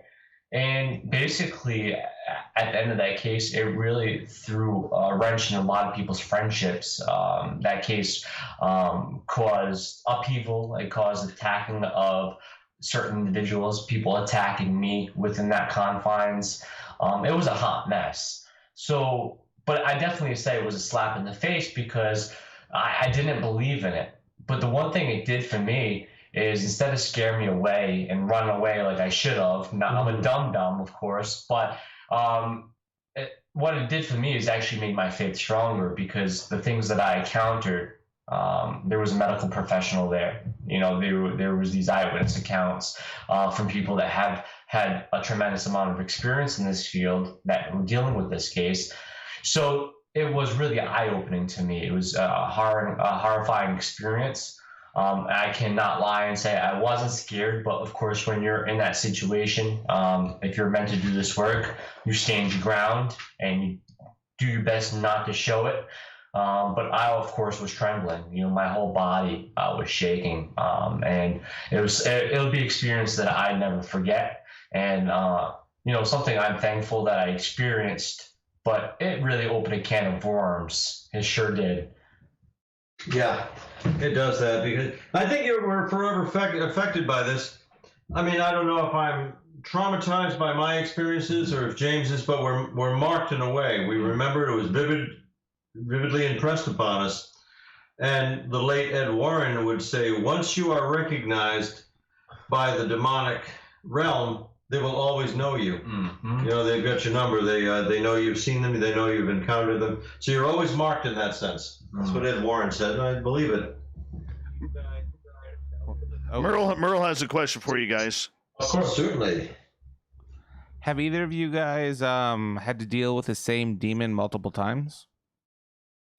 Ooh, that's a good question. Yeah, and my answer is not that I know of. Same. I would say not that I know of as well. There may be something. Perhaps I am open to the strange and vague possibility that Jameson has encountered some demonic force that I did, but they're not revealing themselves. I mean, I remember that in The Exorcist, where Father Merrin has encountered that demon before, and he knows it's his destiny to square up with the demon one last time. Yeah.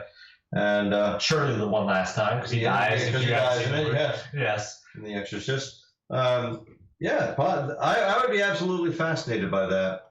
If there was some evidence to suggest that James and I were encountering the same thing, but at different times. And of course, there have been other people involved in this field, predating Carl, or even still a part of the field in some form or fashion, that believe they have. But as far as myself or Carl, we do not believe or unknowingly know that if we dealt with the same. I've dealt with same entity of the Hatman nature, I do believe, but that's not demonic. But as far as the demonic aspect, I don't think so. But yeah, my guess is not. Yeah. Different characteristics of every time that I dealt with what I would call demonic, either in the level of possession, oppression, or infestation, there was similar characteristics and similar personality to the haunting. But of course, with the individual being different, there was a lot of differences. So it's hard to know unless you get a name, and to get a name, it's not as willy-nilly as people think it is. Everybody you hear about nowadays puts a ghost box on or puts a digital recorder down, and they're getting these names that you can openly read up in the Goetta or some demonology handbook, or such as Carl's like Shadow Realms, a demonology handbook.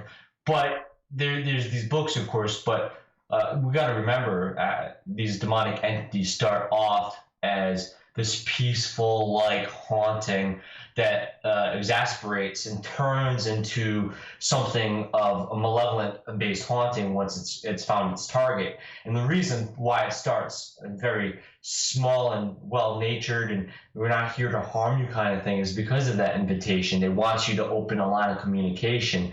So it's not going to explicitly come out and say, my name's Val. It's going to say, my name's Bob or Uncle Bob, or it's going to play off our emotions. So for people that get names so willy-nilly, you got to remember, yes, demons are intelligent, but they're also not going to be stupid enough to give their name because they don't want to be detected. The whole point is being in the shadows, laying darkness down to the light. Now, as a negative spirit, they are intelligent as well. We tend to believe them unless they are a ghost and they are a residual haunting. So, of course, if we use the word intelligence, where I think people escape from that ability of understanding what intelligence is, a negative spirit that's intelligent can use these names and as a fear-mongering technique and as a joke. Or as ability to deploy what they want in that situation. So, it's hard to understand if really what you dealt with over a systematic amount of time, if it's the same entity, unless you are truly getting a name through a form of expulsion, like an exorcism, which Carl and I have ever really been part of as well, so because that's an exorcist job. We're not an exorcist, we're demonologists, we're assessors, we determine, we're evaluate, sometimes adjudicate, rarely diagnose, but we can apprise and advise people. Definitely. Merle here has a haunted object, allegedly, right in front of us. It's not haunted, Merle? No, the story behind this object, I actually brought it in from my truck. It's kind of a weird story. I've been talking to a person who can detect haunted objects, and she was talking to me how there's an object in my possession that I have acquired over the past few months from Mexico or South America. And I had a bell ring off in my head saying, oh, crap. and one of our team members had bought a tiny little alpaca made of alpaca hair and hide, which is from South America, at a very haunted location where I actually was choked before at the little flea market they were having. So that's about it right now. Under investigation. It's kind of weird. It's kind of weird looking. I'll show it to the camera on YouTube. It doesn't feel good. So can demons attach themselves to objects to make them haunted or demonic? The jury's still out on that. I think so. Not with a strong influence, but I don't believe that somebody will pick up a haunted doll or sit in a haunted chair and they're going to become possessed. They can leave a resonance, kind of an influence. It's something like embedding information into a computer chip or a flash drive. That antiquated technology now. It's more like they leave their impression without being there. And somebody can strike a responsive chord, especially somebody who's sensitive to such impressions. They pick up the object and, they can get something from it.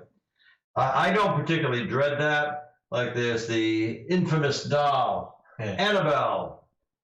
Now, Annabelle is kept in a case. It's the Warrens Museum, now curated by and owned by Tony Spera, the Warrens' son-in-law. And if somebody, the display case is glass and it says "Do not open" or positively do not touch or open. Now, if somebody was playing around and they pulled that doll out of the display case and tossed it to me, and I caught it, I'd say, "Don't be a jerk," But maybe within 10 years, I'd back into it with a fire hydrant. You don't know. But I wouldn't be particularly upset by that. However, if I went as far as to open that case myself and take the doll out to prove it's harmless, then I might create some kind of an impression in my mind. Yes, definitely. I wouldn't want to do that, because if I have to go as far as to defy it and demonstrate that, then I must believe in it to some degree. Yeah, you put your the intent in the objects, like for non-demonic objects that have attachment. Usually the word attachment, because people misuse the word possession when it comes to items. Possession only can occur to people. So these attachments is, like Carl said, this energy left over. If specifically in a spot with a human spirit.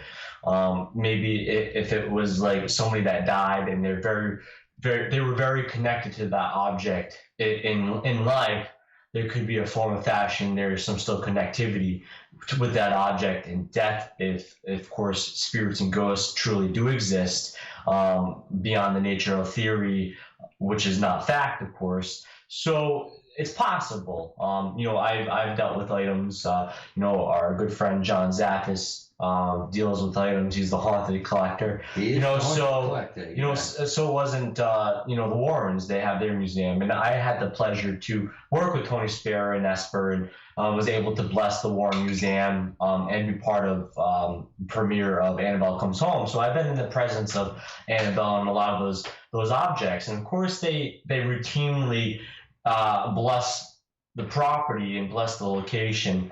But the one thing too is, and my belief is, if you bless a location, you're ridding any attachment to those objects at that point in time, in my opinion. So even if you're binding them and you're blessing it, you're binding it and then you're blessing it. So that blessing should neutralize the connection to these objects. So to me, I can walk in the museum, and other people will have different accounts to maybe walk in John's museum or Tony Spera's museum or the Warren Occult Museum, whatever you like to call it, and have that impression. But I feel a lot of the times that those people have those impressions is that they go in with those mindsets of, oh, there's negative objects in here, there's demons in here. But I've walked into these locations, and I've been face to face with possessed individuals, and I've felt the most dread in my life. Most people that will never ever deal with.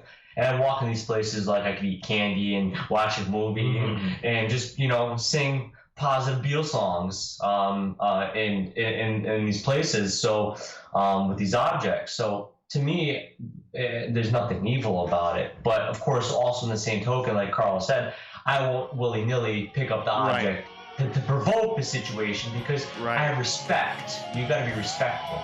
Gentlemen, hold on right there. We're going to go to break here at the bottom of the hour. We got Carl, we got James, we got Merle. Ghosts of the Great White North on Spaced Out Radio continues right after this.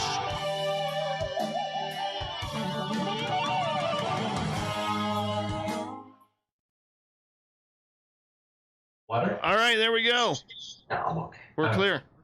Sounds good. Hopefully we're giving you a good show, guys. Oh, yeah. You know, I would. You guys are doing great, man. Doing great. Do you want us to spot? You want us to tell some more spooky stories? Yeah, you want man. To see how we are possessed right now by demons. Yeah, tell me how possessed you are right now. We're just well-mannered. We've got it under control. Are you sure you're not Canadian demons? Polite, well-mannered? Hey, we're not Canadian, eh? Yeah, exactly. What they say. Uh-huh. Let's see here. I could go for some Canadian bacon right now, though. I could just go for bacon in general. It's a good universal staple. Any bacon, anytime. Merle likes a good piece of bacon. We'll have a good thick cut. Mm-hmm. Yeah, but it's totally different. Isn't your Canadian bacon in the form of like a shape of a ham, like a little small spiral ham or something like that? Isn't that what you guys call Canadian bacon over there? Is that just American? Does anybody even eat Canadian bacon up here? I think our grandmas do. Maybe. My grandma's You can't find it. No, like it's a kind of a specialty Canadian thing. They put like I think it's like a cornbread crust on the outside of it. But no, normal Canadians eat normal North American bacon. Usually maple. Universal bacon. That's good to hear.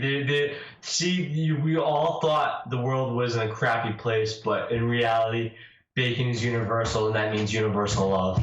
And we don't live in igloos. No igloos? Man, you just blew out my whole expectations of Canadians. And where I come from, there's rarely any snow. You suck. You know what? You know my ideal opinion of a Canadian is I love the show Trailer Park Boys. Oh, yeah. It's a strong show. Strong show. I actually got to go on stage with the late Mr. Leahy and Ricky one night in Vancouver. And I got to host them for like an hour on stage. That's awesome. It was awesome. I love Bubbles, man. Bubbles is my favorite. Tinkering, always tinkering. Oh yeah, Bubbles is awesome. Bubbles is awesome. There's a episode. It was probably the funniest thing I've ever seen. It just hit me a certain way. It's Ricky and his father. They're driving in a car, and this happened, but they kept it part of the show, and their reaction. But they're driving, and the dad's on the passenger side, and they hit this tree, and their face is just the funniest expression because it's real, like they actually did that and they caught it, so it was just priceless to me. It was just something I will always remember, part of like entertainment like that. It was hilarious. Yeah, I gotta introduce you to Trailer Park Boys. Yeah, you have mentioned it to me. Yeah. Of course, this is not based on reality. I mean, I don't think there are any real life counterparts or similarities, are there? To Bubbles? There's a lot of similarities to Bubbles. Okay. There's a couple of Bubbles floating around in Canada, that's for sure. I got one right beside me right now. You looking in a mirror?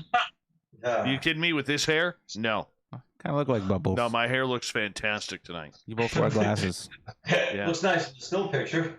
Mm-hmm. All right. We have just over 90 seconds here, guys. Nice. Okay. Now it's 90 seconds. I got a good question for you, top of the hour. Oh, Merle's going to come out with a question. I'll say more than one word. Yeah. It better be a zinger. He's actually going to expand his question to 4 words here, people. 4 words. Because I like these guys. They'll maybe get 5. No. Where is this rebellion coming from, Merle? Are you a demon in the closet? I may be. But then again, so are the demons.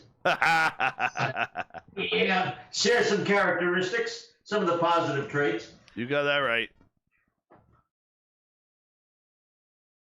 Who knows? There might be a video at the end of this of us vomiting pea soup. Oh, that's always pleasant. That's always pleasant. Love right a good there. levitation as well. Yeah, if we could get some levitation, that would be great. Yes, Good call of the levitation. We will enact transvection for you guys. Some witching levitation. Appreciate that. Appreciate You're that. welcome. You're welcome. Mm-hmm. You know what I forgot to do tonight, Merle? I forgot to do a thought of the Dave today. Because we were on such a tight schedule. I forgot to type it in. There will be no thought of the Dave today. That's your first time in years. Yeah. Totally forgot. Last commercial. Throw one out. Thank you, Bigfoot, Michigan Rob, Scoreboard Lounge, Brittany. Make sure you tip her with a plethora of dollar bills tonight. And a big thank you to Major Lee for a couple of super chats as well. Great supporting this show. Make sure you hit that thumbs up if you don't mind, and that subscribe button if you're new. Here we go with the next half hour of the show right now.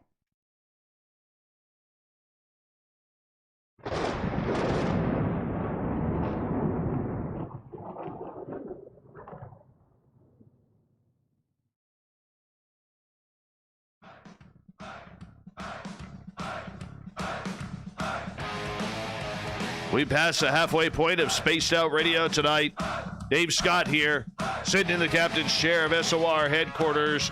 Got Merle right beside me for Ghosts of the Great White North. Want to remind you that if you miss portions of this show or others, check out our free archives at youtube.com/Spaced Out Radio. Do old Davey the favor, hit that subscribe button. Our website is spacedoutradio.com. We have a plethora of features for you, including rocking out to Bumblefoot and reading up on Captain Shirk's SOR Newswire.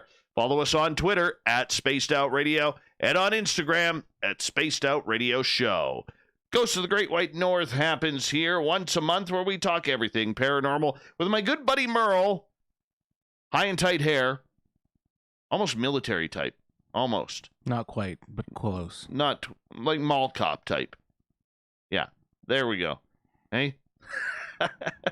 He don't like that. He don't like that. You should see him grinding his gears at me right now. But we are talking demonology tonight on Ghosts of the Great White North. From Duo Demonology, demonology.org, we have James Anito, Carl Johnson. Gentlemen, thank you so much for joining us.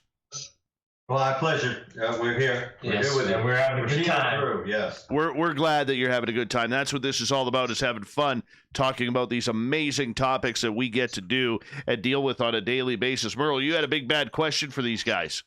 Dave? We're ready. I hope you have a bad sleep tonight and tomorrow. For what? Your words, they hurt people. Wow. You hurt people. Wow. I'll publicly apologize for calling you a mall cop. You just Merle. wanted to say it again, and not a mock up. Anyhow, so my question comes down to Ouija boards. You mentioned The Exorcist last half hour, but Yes. so Ouija boards, they're kind of like, I explain them because you know how people poo-poo the Ouija boards all the time because they're gonna bring in demons. 1-800-DEMON on a Ouija board. Zozo! Exactly. But then you have these same people going out and whipping out their spirit boxes, and they're like, "Oh, it's different, bro." It's different. I like where you're going with this, Merlin. Yeah, it's So- good stuff. I've been investigating for a long time, and in my opinion, you guys will probably share the same opinion based on how you've been talking tonight. They're the same thing. One is more like a digital, and one is more of an analog. Well, when is Hey, Carl. when is a seance not a seance? When you call it something else. Exactly. Now, there is a similarity. The one would cite the difference with the spirit box and a Ouija board is that with a Ouija board, it's the physical contact. You're surrendering part of your body to the impulses of a spirit. It's a spirit or from the spirit world. You're more detached from it when it's a spirit box. They are still forms of spirit communication. And in the rudiments, they are the same. There's no Ouija caller boards, ID. They don't bother me. They don't intimidate me. They're just a parlor game. I mean, somebody can get into tricky situations with them. If they start relying on what the Ouija tells them and, say, oh, I shouldn't go out today. I shouldn't cross the street. The Ouija says I shouldn't. If you get into that kind of relying on that prognostication, then it's tricky. Then it's freaky. But normally they don't bother me. But, yeah, it's just different means. People want to, the researchers, the aficionados, they want to communicate with spirits, It's something remarkable and amazing. You're talking to a discarnate entity when you talk to a spirit, something without a physical body. So naturally, that's fascinating. And I think if somebody's using a Ouija board or using that spirit box, there's not a lot of separation there. There is some. It's a little more personal when you're using a Ouija board because you're relying on impulses from one's fingertips. Yeah. You know, so you get ideomotor response where you maybe won't get that with the spirit box. There's more ability for a false positive on a Ouija board than there is a spirit box, in my opinion, too, because you don't know when you're actually moving something. Your brain can shut off. Like your knowledge of you moving the planchette, even though you are moving the planchette. There's been scientific studies on this. you can kind of will it to go where you're going. But sometimes I get downright surprised. I didn't anticipate an answer from a spirit board, a Ouija board, and it came through. Like it's somebody's driver's license or something like that. So that can be a little surprising. When I say experiment, I have used a Ouija board, but only experimental. In other words, I don't. Now I could like lose marijuana my badge for this, but I experiment with them. Yeah. I necessarily don't play with the Ouija board, and maybe in my younger days of being involved in this field, I would have had a different response. I would have been a little bit more gullible to think that the Ouija board has some gateway to hell. But in reality, why I don't necessarily use it in any form of fashion is I understand the history. I also understand that it is a game, it is a toy, and it can be used as a way of communication because guess what? You're putting a board down, you're putting a planchette down, and if you ask something to move it, if these things do exist, it could move the planchette and spell out something while you use a recorder or a spirit box and you're expecting an answer. Same thing with putting a cat ball on the floor. Move the cat ball so you see the lights go off. It's all necessary ways of form of communication. And I think any time, regardless if it's a Ouija board, which I think is more of a parlor game, even though there could be responses that come from it, it's the way of communication that is the dangerous thing. Of course, Carl and I do so, but we also understand that there is a level of uncertainty and a danger to communicating with something that you can't see. So regardless of what it is, a Ouija board, a spirit box, or a digital recorder, or any EMF devices that you place on the floor, if you attempt communication and start asking personal questions or questions that revolve around something, there is that introduction of invitation of communication. Yeah. So there's always dangers within that. So, the Ouija board gets touted for what it is because of the movie The Exorcist. These divination tools have been used since very ancient times. A form of divination was widely used in ancient Egypt. The Egyptians were very they were like the ancient form of what spiritualism is nowadays. They were the ancient form of that. Except in that it was their religion. It was. So in that form, it goes way back. But does it talk to a spirit more so than a recorder? Who knows? If the Ouija board's been around a lot longer, it's a possibility of an introduction that the spirit might feel more comfortable moving a planchette than trying to exasperate a voice. Use whatever it means necessary to communicate through a device. But in that same, this analogy I use is basically any tool you use. Like you can use a hammer for good. You can use a hammer to bang nails, or you can use a hammer to hurt somebody. So it's the intent and why you're using the object as well. So if you use a Ouija board in evil intent to conjure something up, you might get what you ask for. Or if you use it in a form of communication, in a form of investigation or experiment, you still might get something bad, but you're not having that intent to reach out to something bad either.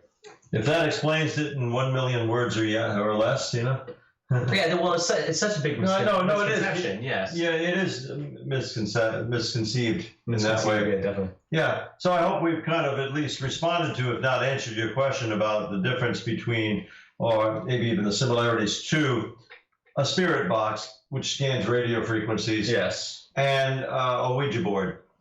One's just surrendering more of yourself, but they're both forms of spirit communication, and some people say that would be ill-advised. Yeah, and they still have both false positives. You think about ionosphere, radio waves bounce back. So, you never know what you're getting through, unless, of course, it's an intelligent answer. Like you ask, what's your name?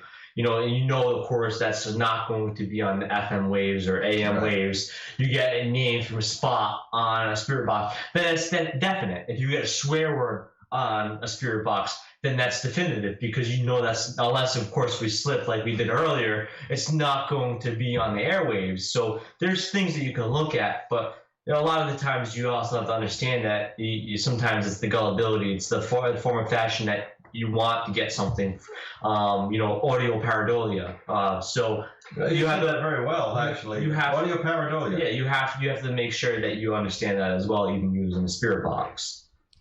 Now, you guys have said you've observed people in a possessive state. Give us an example. Walk us through a case from start to end of your most what the F case. That was an excellent way to put it, because that's how I felt during it. I was 21 years of age. I even then had somewhat of a reputation as a serious paranormal investigator. My previous residential case was the Harrisville house. So I knew a family. They were of Hispanic origin. The parents born in Dominican Republic and Puerto Rico. And the subject was the 14-year-old boy. This is the boy now. The boy, yeah. And he was born in New York City. But he was exposed to that culture where they had embraced a belief in spiritual possession, that a spirit could take over one. Anyway, his trouble started apparently when he was 13 years of age, and he was walking through a cemetery in the west end of Providence, Rhode Island, what they call the Armory District, and he saw a woman's glove lying in the path before him, and he decided to take it home with him. Well, he was advised by his mother, I believe, or it was his grandmother actually, to bring that back, put it back where you found it, and he couldn't find the glove to return it. Now, we don't know if there was a connection between that incident and what ensued, but he started to be taken over by an invasive presence. His personality was changing. When I was alerted to this, and they explained it to me, and he had been psychologically evaluated, I figured it was probably dissociative personality disorder, like split personality combined with epilepsy, maybe. Yeah, I was trying to think of some logical reason for why this was happening to him. I was invited to stay overnight, and somewhat reluctantly, I didn't want to say no to it either. I agreed. Okay, I'll stay and observe him. I don't have any credentials, but I'll watch. So I stay overnight at their house. It was a 3-story house in Providence, Rhode Island, on Messer Street. And 1 a.m., 1 in the morning, I'm just starting to nod off on a sofa. I'm adjacent to the boy's bedroom. Okay, suddenly I heard this ear-splitting scream, and it was like someone was being flayed alive. It wasn't even a normal scream, never mind at 1 in the morning.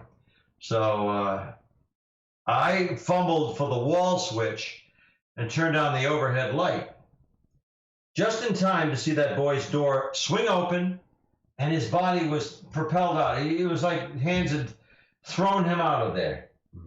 He started to spin around on the floor. It just didn't make sense that a human body could do this on its own. He was being thrown around. Now, this was what we call PK phenomena, which, psychokinesis. His body was being banged into the wall, and it looked like a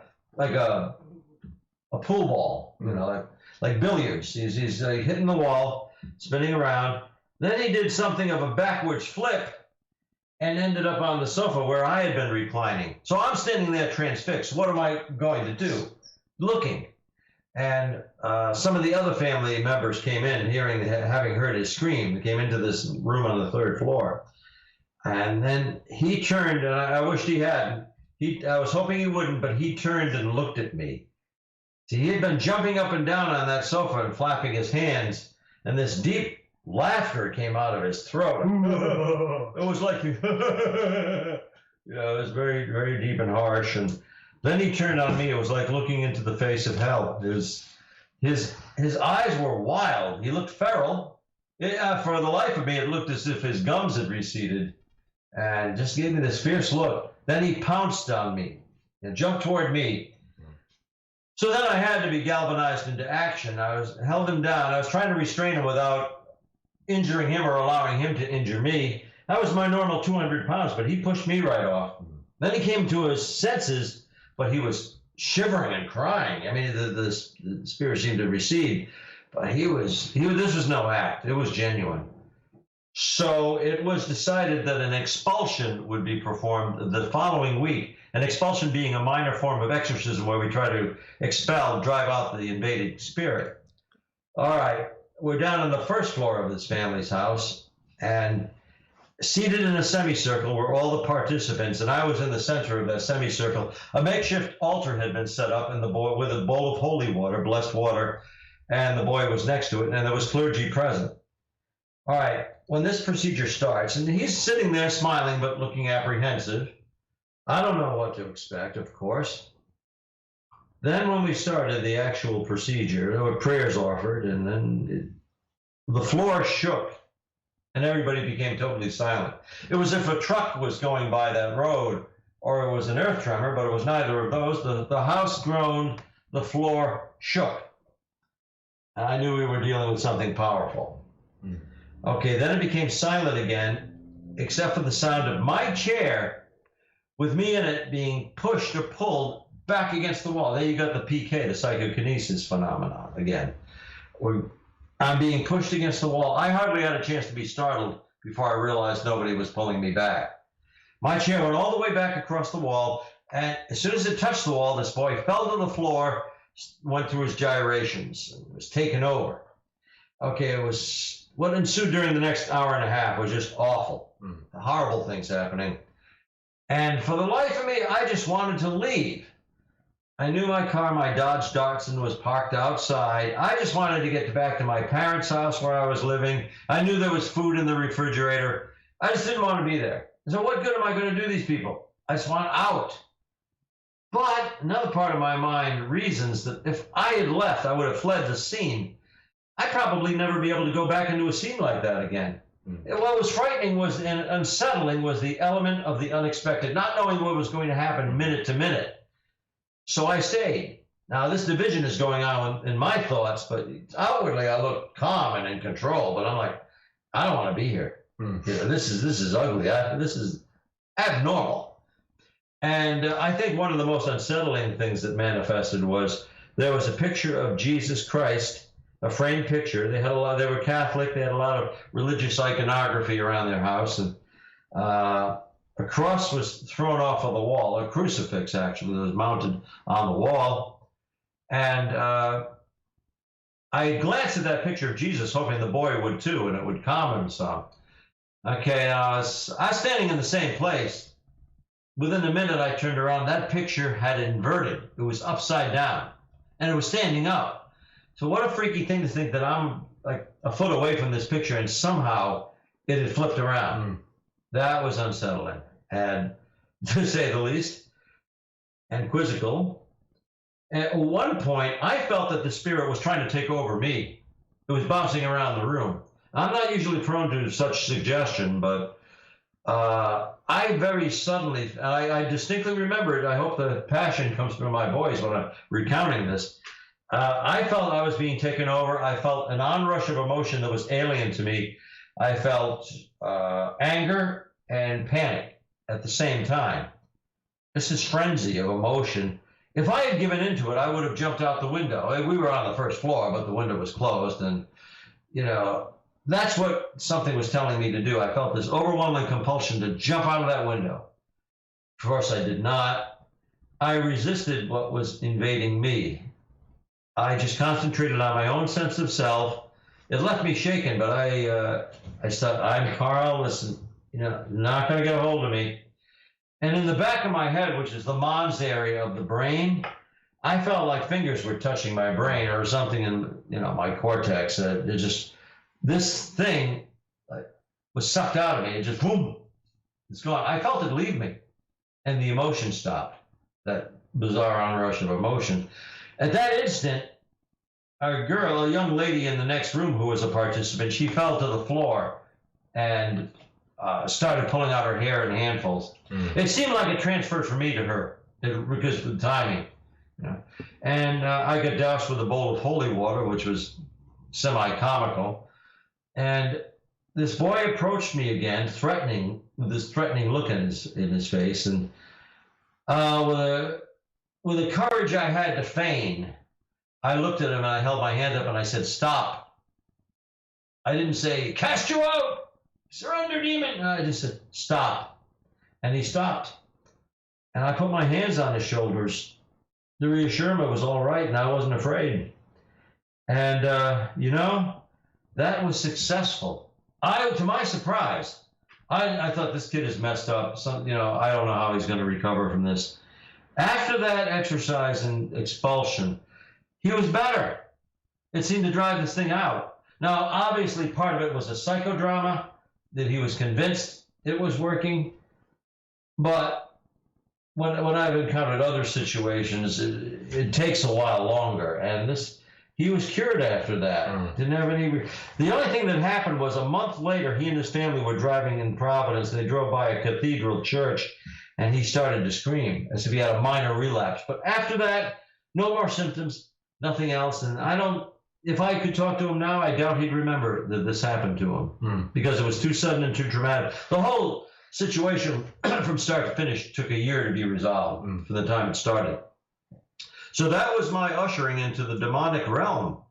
And as Ed Warren said, once you've encountered the demonic realm, you're forever marked by them. Because my next few cases were apparently demonic.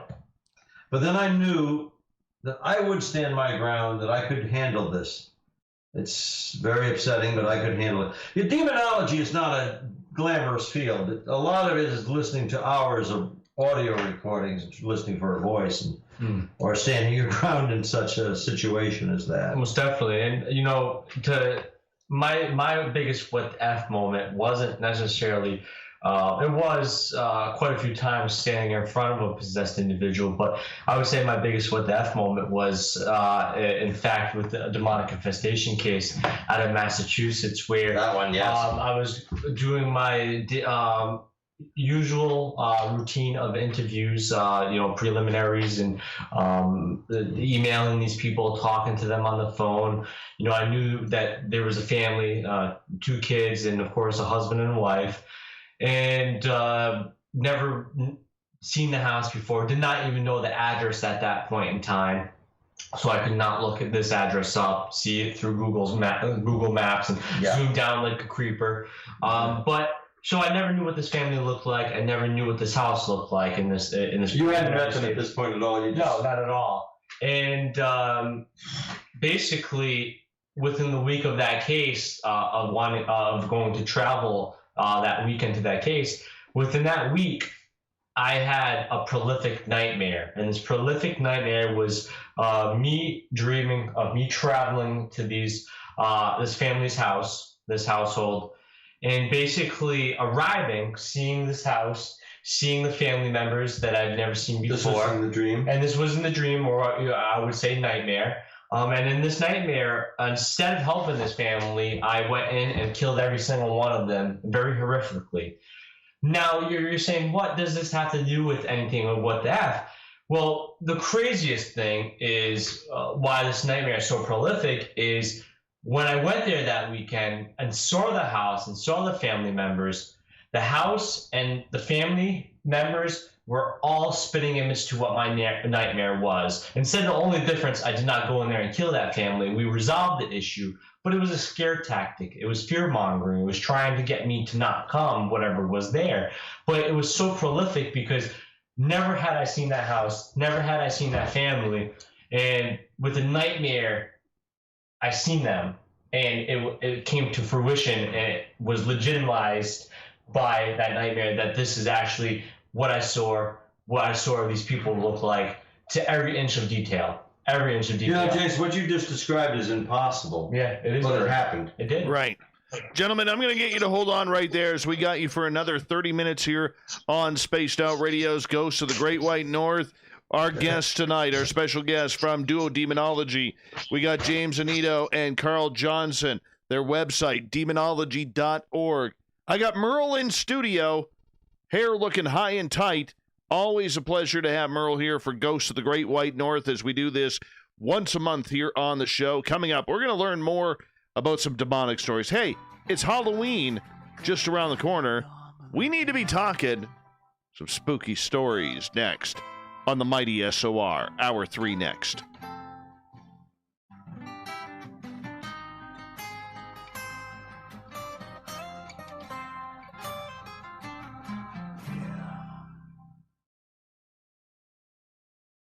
It's good stuff, boys. Good stuff. Thank you. Yeah, I'm glad you're liking it. Well, we're getting into the telling the story. You can't just be indifferent telling these. You got that right. I'll be right back. All right. Oh, God. Bad stomach. Is that your own? That's my picture, yeah. Someone's on there. They didn't put it up there. No. That's my Skype deals. Now, from this moment on, when we do Skype calls, we have Mom set up our Skype account. Yeah. So we'll have to do a demonology image. Our famous picture. Our famous with the podium. That was a good picture, though. But I do like our new recent sitting picture that people are using. Those sitting pictures that Kirsten took. Those are nice. At least like them, they should say. Oh, they're very, very well. You know, of course, you would think from a phone, but like Kirsten, not to make her sound like she's the greatest photographer in the world, but like she centered it.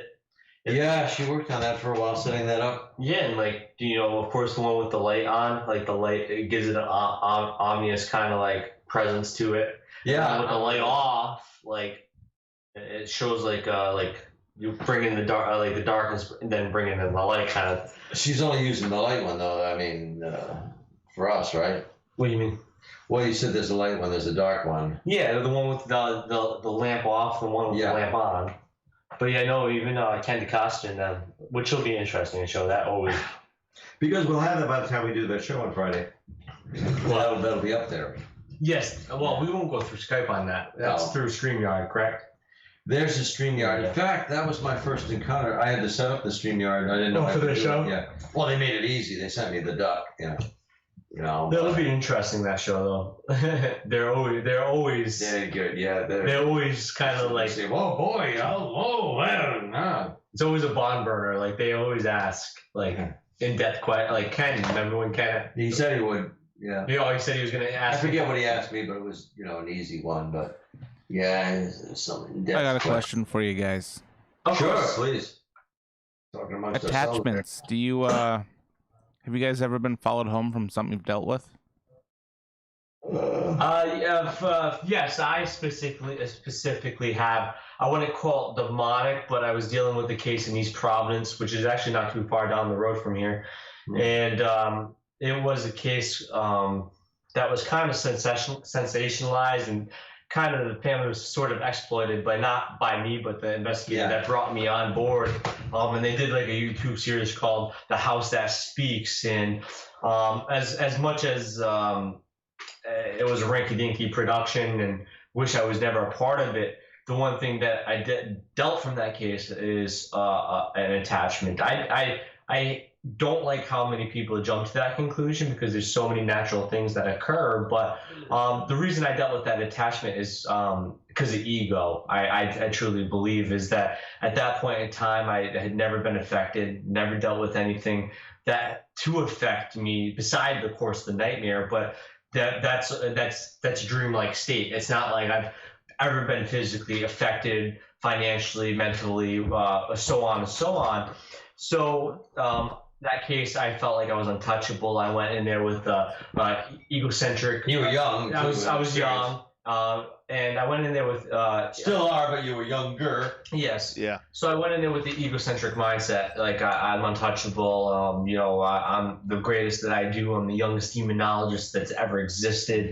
You know, like certain things like that in my head. And in that reality, I got the best of myself. So I was very open, and I basically got what I really deserved. I really call it a slice of humble pie because it really made me realize that you can't be egotistical because Before I jumped to that attachment conclusion, I thought it was life. I lost my apartment, I lost my job, I went from having money in the bank to no money. I lost my girlfriend. So like so many things happened that just seemed out of the realm of possibility of natural at that point in time. There are slumps in the road, but there was too many slumps at this point. But being a part of this field, I know quite a few people that believe they have the ability of intuition or sixth sense or psychic, clairsentient, clairaudient. And about 10 people of different origin that didn't really know each other in some form or fashion all came to me and said, James, we don't feel something right about you. We kind of see your life degressing. We kind of see your life degressing, and we feel like there's something attached to you. Like the first few people, I'm like, I laughed it off. I'm like, yeah. Oh, where'd you go? Where'd you go? We lost you. Oh, that was Skype. There we go. Oh, now we got you. Now we got you. Yeah, so about 8th or 10th person in, I kind of gave in and said, okay, this must be what people call an attachment. And, I was working with a man named Joe Andrade out of Taunton, Massachusetts, who at that time represented himself as a demonologist and very well spoken and very well knowledgeable in the subject. And he did a deliverance over me. And, of course, I had faith in the ability of it working. So after that deliverance, my life within a day seemed to get back to normal. So it was very. You felt that was due to something that attached itself to you. Very much so, and that was because of my ego. I think it was a life lesson. Ego made you vulnerable. Ego made me vulnerable. Pride's bad. All right, guys, we got like 30 seconds left. And we're going to keep on rolling here. And thank you, Bigfoot Michigan Rob. Everybody at Scoreboard, I know you're shut down. Brittany, you're closing up, but thank you for the love tonight with the Super Chat. Major Lee, same as you. Support this show by hitting that thumbs up on YouTube and doing a little shopping at the SOR Vault. Here we go with Hour 3, guys.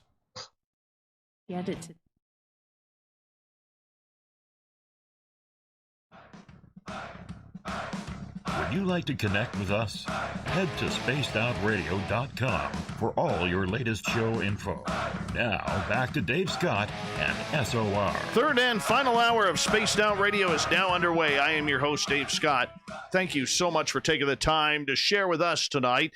Hi to everyone listening in on our terrestrial affiliates around North America and digitally on TalkStream Live and Revolution Radio. Remember, you can check out all of our archives for free. All you got to do is go to youtube.com/Spaced Out Radio. Do me the favor, hit that subscribe button. Our website, spacedoutradio.com, where we have a plethora of features for you, including rocking out to Bumblefoot and reading up on Captain Shirk's SOR Newswire. The Desert Clam has set the password for tonight in the SOR Space Travelers Club. Let's find out what it is, shall we? How about we go with this one? Gigantomachy. There it is. Gigantomachy is your password. Use it wisely, Space Travelers, as the Clam sets a password each and every night right here on Spaced Out Radio. Our website, once again, spacedoutradio.com. Follow us on Twitter at Spaced Out Radio and on Instagram at Spaced Out Radio Show. We are talking tonight with Merle from Ghosts of the Great White North. He is in studio tonight, looking good, large, and in charge. And I don't mean that as a weight thing. Totally do not mean that as a weight thing.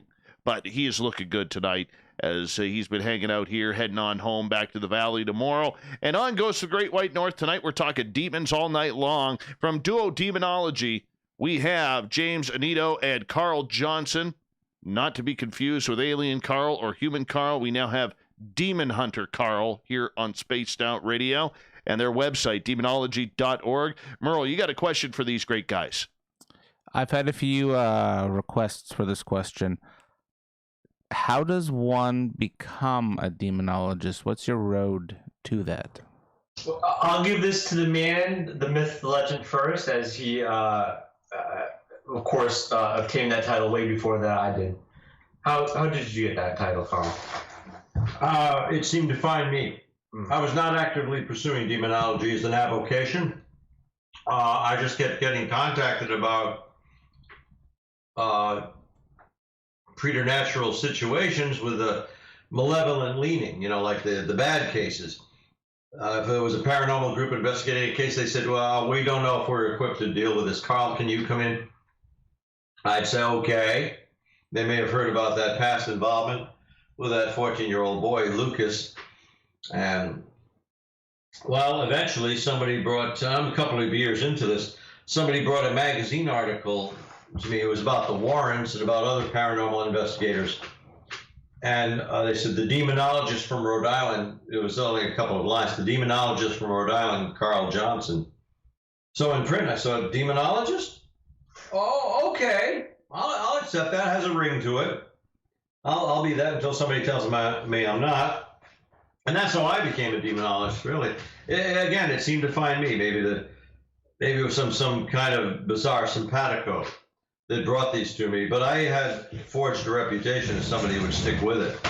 So that's how I became it. And it was like researching, reading, talking to other people who pursue demonology, whether they call themselves by that label or not. How about you, James? Well, it would be more to the sense that even though I was very interested in theological studies at a young age, it would be more so that I was the tech manager of Beyond the Veil Paranormal, which happened to be founded by Carl L. Johnson. We knew similar associates, and I wasn't originally a part of his team, but we knew similar associates, and he worked on an episode in Orange, Massachusetts on The Haunting, right? The Haunting on Animal The Planet. investigation was documented for the TV series The Haunted on A&E Network. Yeah, and it was an episode called Demon Attack, and I happened to know the team that got Carl involved, and I had truly looked up to Carl and his brother Keith on the first two seasons of Ghost Hunters, and of course knowing King James' demonology and understanding some lore of demons and the study of it, I was enthralled and excited that there were other people out there in the world that actually did research this topic, and they were presented on a show that became a hit, a phenomenon itself. And so dealing with these associates, I eventually got to meet Carl, and they eventually, him at that time, Dina Palzini, and Carl asked me to become the tech manager of their group because I come from a technical background. That I went to school for computer programming and computer networking in high school at trade school. So I had a very large tech background, and so within those confines of working with Carl, it was something that, especially dealing with residentials and layering those onions that we dealt with when dealing with people, it really led me down to wanting to study demonology. And I equate Carl to be my first mentor. But to become a demonologist, especially in this modern age, that was 40-something years ago, where there were only a few people that could be quantified and titled the word demonologist, one being Ed Warren, of course, and Carl Johnson and Keith Johnson. So nowadays, the best way to do it necessarily is to actually learn under somebody with the credentials that are respected. The mentoring protege system. Yes, mentor and protege system, like you would with like any trade system, like a journeyman or a master's to an apprentice. And learn under people that are truly qualified and handle these cases with a true intent, good intent of their heart, but are respected by the churches, like especially specifically the Catholic Church, because it is very strong within the way it does things. But also other churches that respect the form and title of demonologist and what we do. And of course, respect from other demonologists that work in this field that have 40-something years of experience. And there are quite a few people that are in this field that could be called demonologists, that are titled demonologists, that have this very longevity in this field in their studies. So to become a demonologist, I would say the best way is to actually learn from one that is well respected. Yes, especially since I tell James, I didn't do everything right. There are some things I'd do differently if I had it to do over again, and I learn as I go along. Most of them. And that's outlined in my book, written with Lana J. Brock, my co-author. It's Shadow Realms Demonology Handbook. And so that gives some of my case histories in it. Some I've described tonight, and others I told of in the book. Also essays on paranormal theory Yep. But it's an expansive thing too. As demonologist is not, for the listeners, it's just not the study of demons. It's the study of all realms of the metaphysical, psychology, neuroscience, anthropology, biology. There's many different incorporations and studies within demonology, especially when you apply it. Like we call ourselves applied demonologists, like Carl said. So there are many things that we have to look at as well, because you're dealing with people, so you have to understand social sciences. You have to understand the things that come with dealing with people and going to somebody's house and the human body itself as well.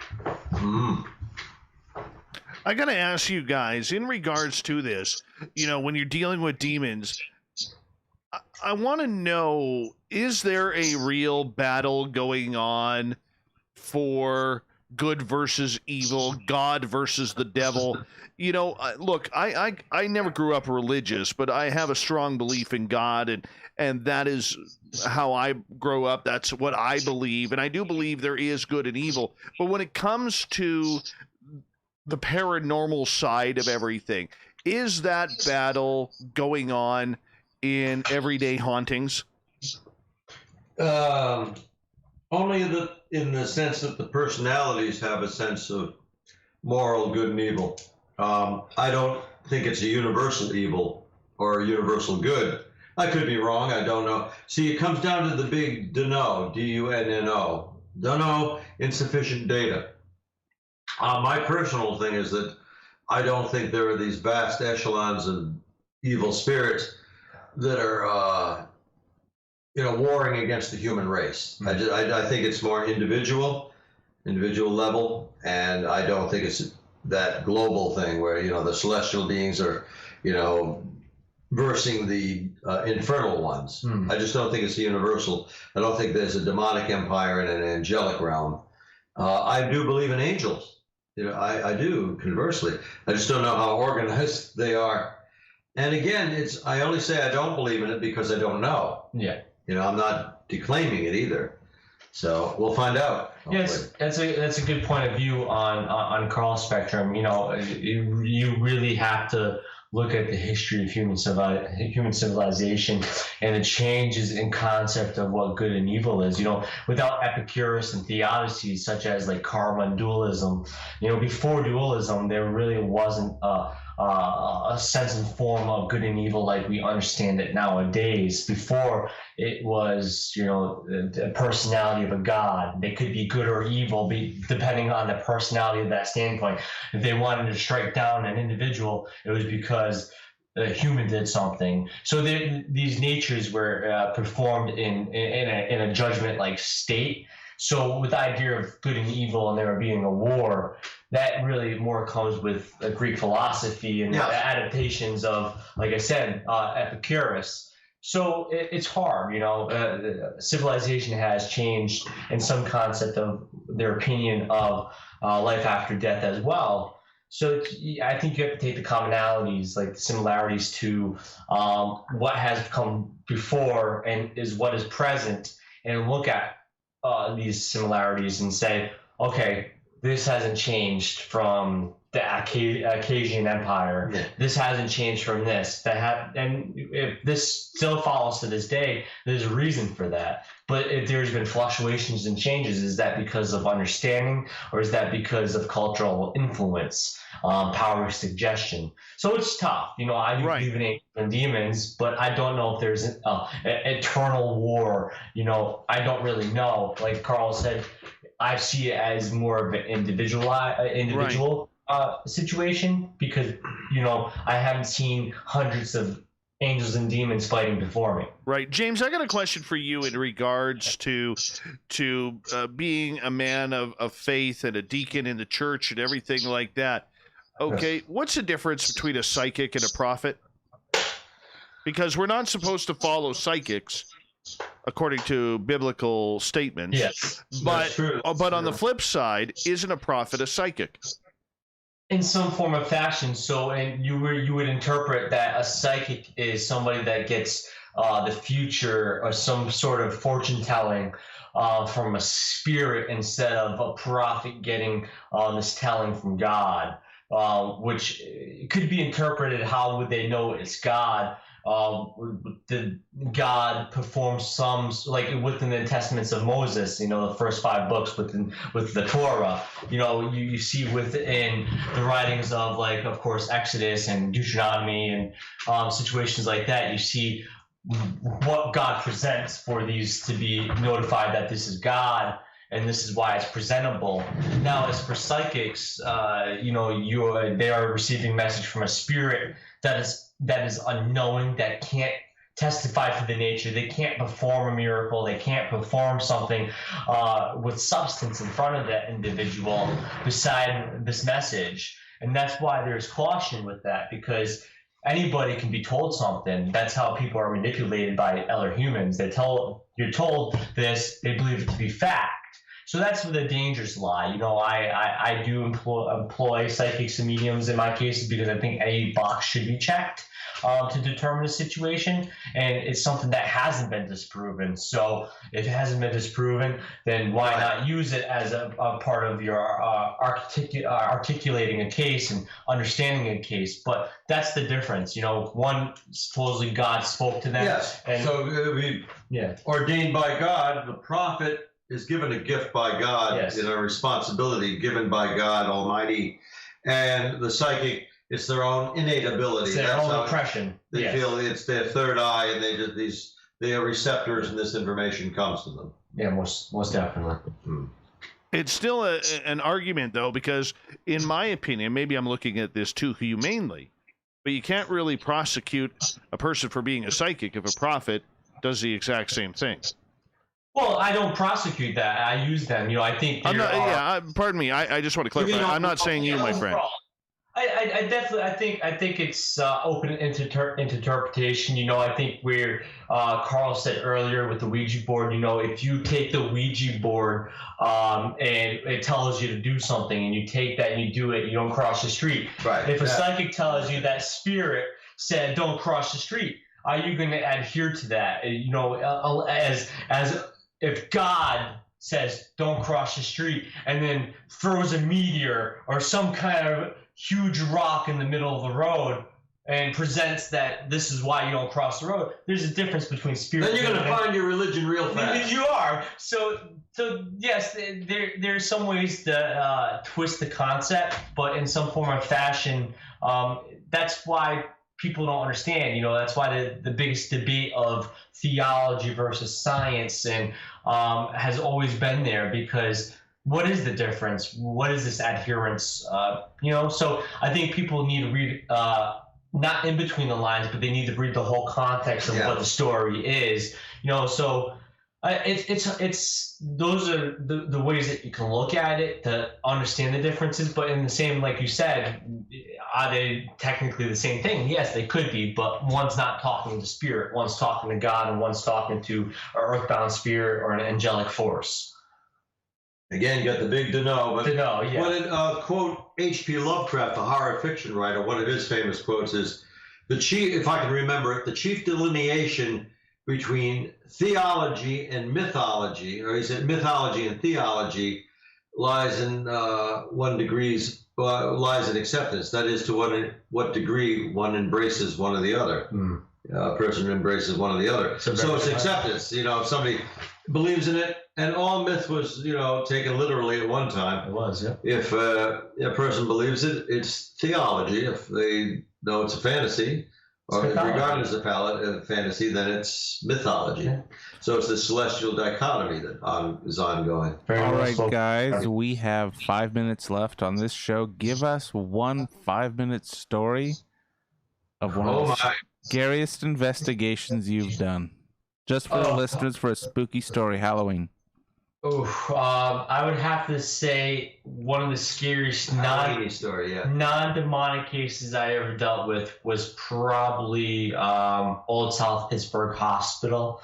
And it was one of the greatest locations I've ever been to, where so many phenomena was happening. I would say that the craziest story I could give is this is the only time it's really ever happened, besides maybe once or twice, is I was walking with this individual. I was behind him. His name was Sean Bohevia, a very fascinating investigator and a tester for ID software that makes like games like Doom, which is crazy, you know. But I was walking with him, and I was Old South Pittsburgh Hospital. This place is active that night, and all of a sudden, basically, I see 3 marks appear on this gentleman's neck cool. out of thin air. And he didn't scratch himself, mind you, I'm behind him. And I didn't see him scratch himself. He didn't walk into anything. But these 3 scratches appeared. But within that same night, beside the 3 scratches, there was also, we talk about shadow people, but there was a force of light, this manifestation of this white shadow person instead of a black shadow person, which was seen by multiple people. So that's a Halloween story for 5 minutes. I could tell way more, but I will steal away from Carl's. No, is that 5 minutes for both? Yes. You're talking about 2.5 minutes for each of us? Yes. I got to just jump right in. Well, I used to play on a Ouija board with my sister, and we'd say, of course, I said, I was 15, she was 13 when we started this, and I said, give us a sign, and it's the planchette spelled out cellar, C-E-L-L-A-R. So we went to the top of the cellar stairs. We were there about 20 minutes. We were just going to give up, and there was a wood partition going down the side of the stairwell. We heard 3 raps on that. And then we heard 3 again, very distinct. Well, a year later, I moved my bedroom down there. I used to have to share a bedroom with my twin brother. I wanted my privacy. I thought he snored. And so I just wanted my little, adolescent bachelor pad down there. Well, we would hear shuffling around, and furniture that we had stored down there would move. It'd be relocated in the morning. The dehumidifier would have been moved around. So anyway, regardless of that, I moved my bedroom down there. I had my black and white television. And then one night I'd been down there and I started to hear the banging again. I said, uh-oh, I forgot about that. It's happening and I'm down here. Okay, so I got out of bed and I saw in the dim light, I saw the figure of a woman dressed in vintage clothing walk across the floor. The eeriest thing about that was she was gliding. She was making no sound as she walked. That was what scared me about it. And she walked by me and just disappeared and faded into the shadows, blended with the shadows. That was truly scary. I ended up seeing her 3 times. I saw her again the same way, took that same trajectory walking towards me, but then veered off to the side. I saw her clearly. I got a vivid memory of it. And then one time, some years later, my grandfather was convalescing. He had his bones were degenerating and his spine becoming decalcified. So I was helping him out. He lived upstairs in addition to the house. So I just helped him out, go to the bathroom and all. I went back to bed. It was dawn. And I laid down and I didn't go to sleep right away. I laid down and I noticed this woman is standing next to my bed. So I looked up and I just said, I remember her hair, her eyes looking at me. I thought we had company, so I just said, hello. And then within that second, I recognized, that's the woman. That's the ghost. And she's looking at me very intently, as spirits will, without blinking. And she just disappeared by vanishing. She evaporated from the bottom up, and she was gone. And I sat up in bed and I said out loud to myself, I said, how am I ever going to get anyone to believe this? Because I didn't have a chance to be afraid that time. Yeah. But I saw the ghost walking. It would be like 4 seconds, something like that. It's a long time to be watching that. Have a chance to actually look at this being, look at this apparition and realize I'm looking at something from the past. I'm seeing a ghost. I had that realization. And I feel blessed that I did. I didn't feel very blessed at the time, but looking back, it's one of 8 times I've seen a ghost, or 4. And then one time after I moved out, I came back to collect some papers, and I saw there was an opening in the cloth curtains I had set up there years before, and I saw someone walk by, but I didn't hear them. And I said, Keith, I thought it was my twin brother wearing socks or something. No, nobody was there. Very interesting. That's my Halloweeny story. It's hard to, a little scary when it's in your home. Happening. In other people's houses, that's fine. I had to go to bed there. Gentlemen, I want to say a big thank you for all of you coming on Spaced Out Radio tonight. I really do appreciate getting to know you guys, James and Carl. Sorry, Demon Hunter Carl, because we don't want to get you confused. My title now. Yes, but you guys were absolutely amazing. Your stories were amazing. Your knowledge is incredible. And on behalf of Merle, I want to say a big thank you for coming on. You're entirely welcome. It's really gone by quickly for us. I thought it might be, how are we going to fill this all up? And it went by quickly. It went quick. It went quick. And we enjoyed it very much so. Trouble is, it's our bedtime, and now I'm wide awake. You know? Well, I got to drive for 20 you minutes. guys get to go to bed. We get to go to commercial here on Spaced Out Radio. Merle, thanks for a great show, buddy. You're sticking around for the news yet. So we'll talk to you in just a second. More Spaced Out Radio coming up.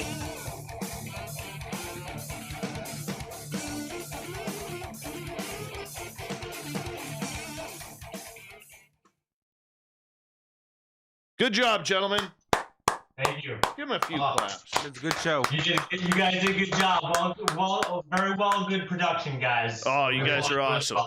Let's do this again. This was a lot of fun. Man. Yeah, we'll keep in touch. Maybe in a month or two, we'll call you back and just let us know when. Absolutely. Home run, Merle. Home run. Good job. You've already had the Canadian home run. You hear you said that? You've already had the Canadian Thanksgiving, so maybe you're on the holidays, whatever. Oh yeah. We're all go now. We're hard pressed now until Christmas time. Well, we got Remembrance Day in between, but I don't consider that really a holiday. It's a day of remembrance, right? We'll remember. We'll remember. Remember our ghost stories. Absolutely. Oh.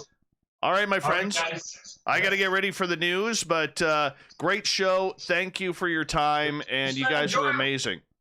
Thank you very much, and we hope to be on very, very soon. Definitely. See you soon, guys. Good night. Good night.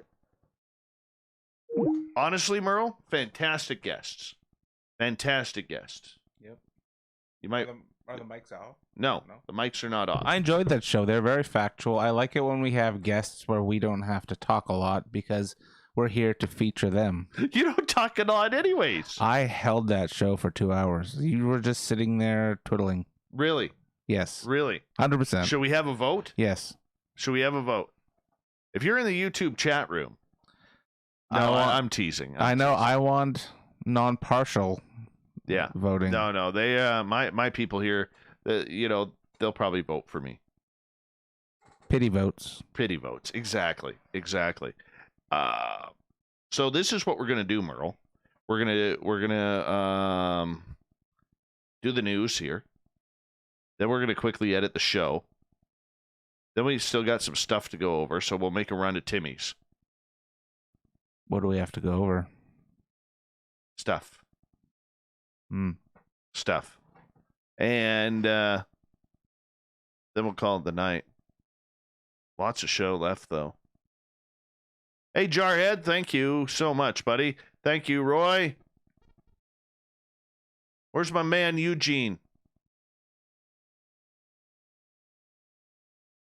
Corinth says he is voting for the gnome who is impersonating Merle. I don't think I would be in this office if I was a gnome, because that is a kryptonite of Dave's. I see. No, not anymore. Weatherly cured me. By the way, I'm adding a bunch of people to your Paranormal Roadtrippers Facebook group. Thank you. If there's anyone interested in your YouTube land to join our Facebook page, the Paranormal Roadtrippers, you can also join our Instagram page at the Paranormal Roadtrippers. Absolutely. Hey, gorgeous Teresa, before you leave, thank you for the super chat. I always appreciate you, my beautiful friend. Love you, and can't wait to see you again, because you always seem to show up at the conferences I'm speaking at, which I don't mind. I actually enjoy that, even though I missed you in San Francisco last year, or earlier this year. Grendel, thank you for the super chat as well. Thank you so much. I love that you support us like the way you do. I really do appreciate that. Who else we got here? Excuse me. Corrins, no, you are too far away from Timmy's, so you can't come. Texas, your donut may be stale by the time it gets there. Truth. Yeah. Truth. You know what we're going to do one day? We're going to go to Texas, Merle. We're going to go to Kevin and Kevin's Beard, 2 separate entities. We're going to go onto his property in Texas. And we're going to go hunting hogs. I'm down. He has hogs on his property. He's got like, I don't know, like 20, 50 acres or something like that. And I'm like, dude, he goes, come on down and go hunting hogs with us. And I'm like, yeah, totally. Totally. I said, make our own bacon. He goes, but I said to him, I said, like, how do you know if the hogs are going to be there? Like, I don't know. It's like deer hunting up here, right? Or anything hunting up here. He goes, dude, they are on my property every night. He goes, I could take hogs every night. That's awesome. We got to do that. We do. You know, I think it's funny that you're a guy who's not a UFO guy, yet you have on your phone screen, the truth is out there. It's different. No, it's not. But there's no UFO and it's X-Files. Doesn't matter. X-Files was all about UFOs and aliens, man. Only the end seasons. The first 70% was all paranormal. You're on drugs. Nope. You're on drugs. I pass on grass. Gail also votes for you. Captain Shirky Poo. She votes for you. All right, let's get the news going here, everyone. Hold on.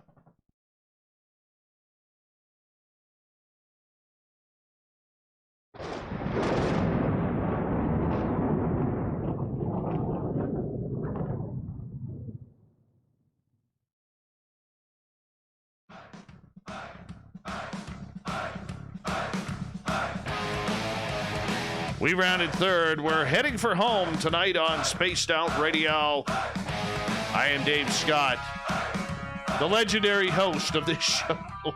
Oh, not even close. Not even close. But hey, I want to remind you that if you've missed most of this show or others, you can check out our free archives by going to youtube.com/Spaced Out Radio. Do me the favor. Hit that subscribe button. Our website, spacedoutradio.com, where we have a plethora of features for you, including rocking out to Bumblefoot and reading up on Captain Shirk's SOR Newswire. Follow us on Twitter @SpacedOutRadio and on Instagram @SpacedOutRadioShow. Speaking of the news.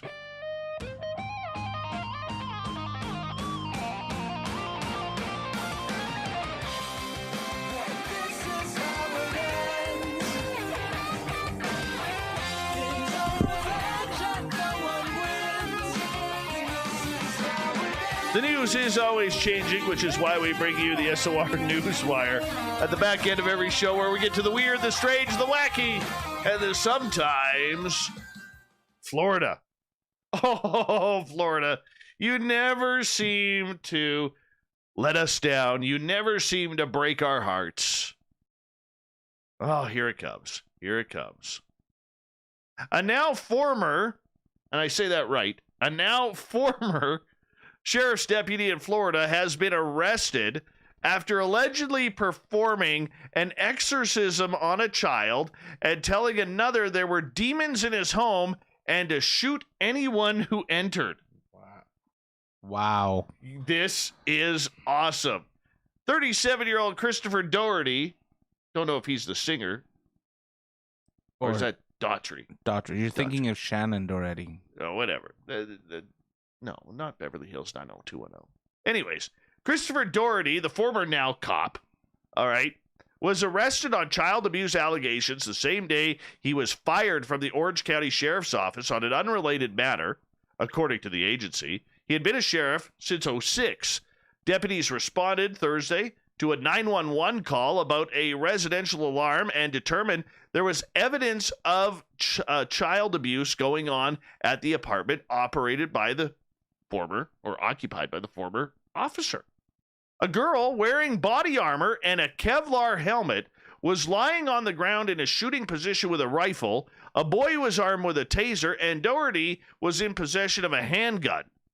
The children told investigators Doherty performed an exorcism on the boy before telling the girl that there were demons in the home and directing her to shoot anyone who entered. Doherty was detained and taken to hospital. Yeah, he needed it. 100%. He needed it. Where he was held under the Baker Act, a Florida law enabling those determined likely to inflict harm on themselves or others to receive emergency medical health care for mental issues. So moving on here. Doherty was also terminated from the Orange County Sheriff's Office for an unsatisfactory performance finding in a separate matter, the agency said. While this deputy was terminated for a pattern of unsatisfactory performance, there are several serious criminal allegations here, Sheriff John Minas stated. As law enforcement officers, we are held to the highest standards of code of conducts, whether on duty or off duty, but we are also concerned about the deputy's mental health. The relationship between Doherty and his 2 children remains unclear. This guy, he's in trouble. He's in trouble. A little bit. Yep. All right, moving on. The Norwegian official who is responsible for daylight savings time in their country has apologized for adding an additional hour to what has already been a very demanding year. Iselin Nybo, who duties as Minister of Trade and Industry, including implementing daylight savings time, said the clocks will be set back an hour this Sunday morning in accordance with the traditional time change. As Minister of Time, I strongly regret that 2020 will be another hour longer. This has already been a very demanding year for many, he states. She encouraged Norwegians, I better learn my Norwegian names. She encouraged Norwegians to look on the brighter side to the time change. When we set the clock back, the night gets longer by an hour. This means that when we get up the next day, the sun has managed to get a little further up above the horizon than at the same time the day before, and we get a brighter morning than we could have otherwise. You know, daylight savings time, Merle, is the biggest waste ever. And I really didn't notice how much it was kicking the crap out of me till last year. Like, last year was the first time it hit me. We don't need to mess with it. Just keep it as is. Exactly. I mean, who really thinks that you could get a longer rug by cutting the bottom off and sewing it to the top? Exactly. Some people do, though. I know. Amazing. It's unbelievable. Anyways, the European Parliament voted in 2019 to back a proposal to do away with the twice-yearly daylight saving time change with a goal of eliminating it by 2021. That's supposed to happen in BC here, but we're waiting on California, Washington, and Oregon in order to make up their minds so we can get rid of ours. Come on, it's time. It's 2020. Give us something good for once and get rid of daylight savings time. All right. Captain Shirk has this one. A beekeeper left a nest containing 1,500 Asian hornets outside a town hall in France in protest at what he said was a lack of help from the local authority in tackling the invasive species. Christian Grasland, he's not very popular right now by doing this, said he delivered the nest of hornets to a municipal building in Maron in the Brittany region of northwest France to raise awareness about Asian hornets. And, you know, I wonder if he's thinking that they're going to fly away and make more Asian hornets nests. You know, I don't think so, because this is a selfish protest, as most are. Anyways, the insect is the largest member of the wasp family, and conservationists have warned that the invasive species' existence in Europe could have devastating impacts on local honeybee populations. Of course it will. And I need my honey. I like honey. You like honey, Merle? Honey and lemon in my tea is fantastic. Doesn't work for a sore throat, though. No, but it tastes good. I know, but I'm sick and tired of people saying, oh, it works for a sore throat. Wives' tales. Total wives' tales. Anyways, so the Asian hornet was apparently introduced to Europe in 2004 when they are believed to have entered France via cargo. Since then, there have been numerous sightings of Asian hornets across Western Europe. They are different from the Asian giant hornet, known as the murder hornet, which has been sighted in North America, but it is not known to be present in Europe. And I am a friend of the bee and an enemy of the Asian hornet, Grasland was quoted. Then why did you deliver it to City Hall, you moron? Let's be real here. Let's be real. Moving on.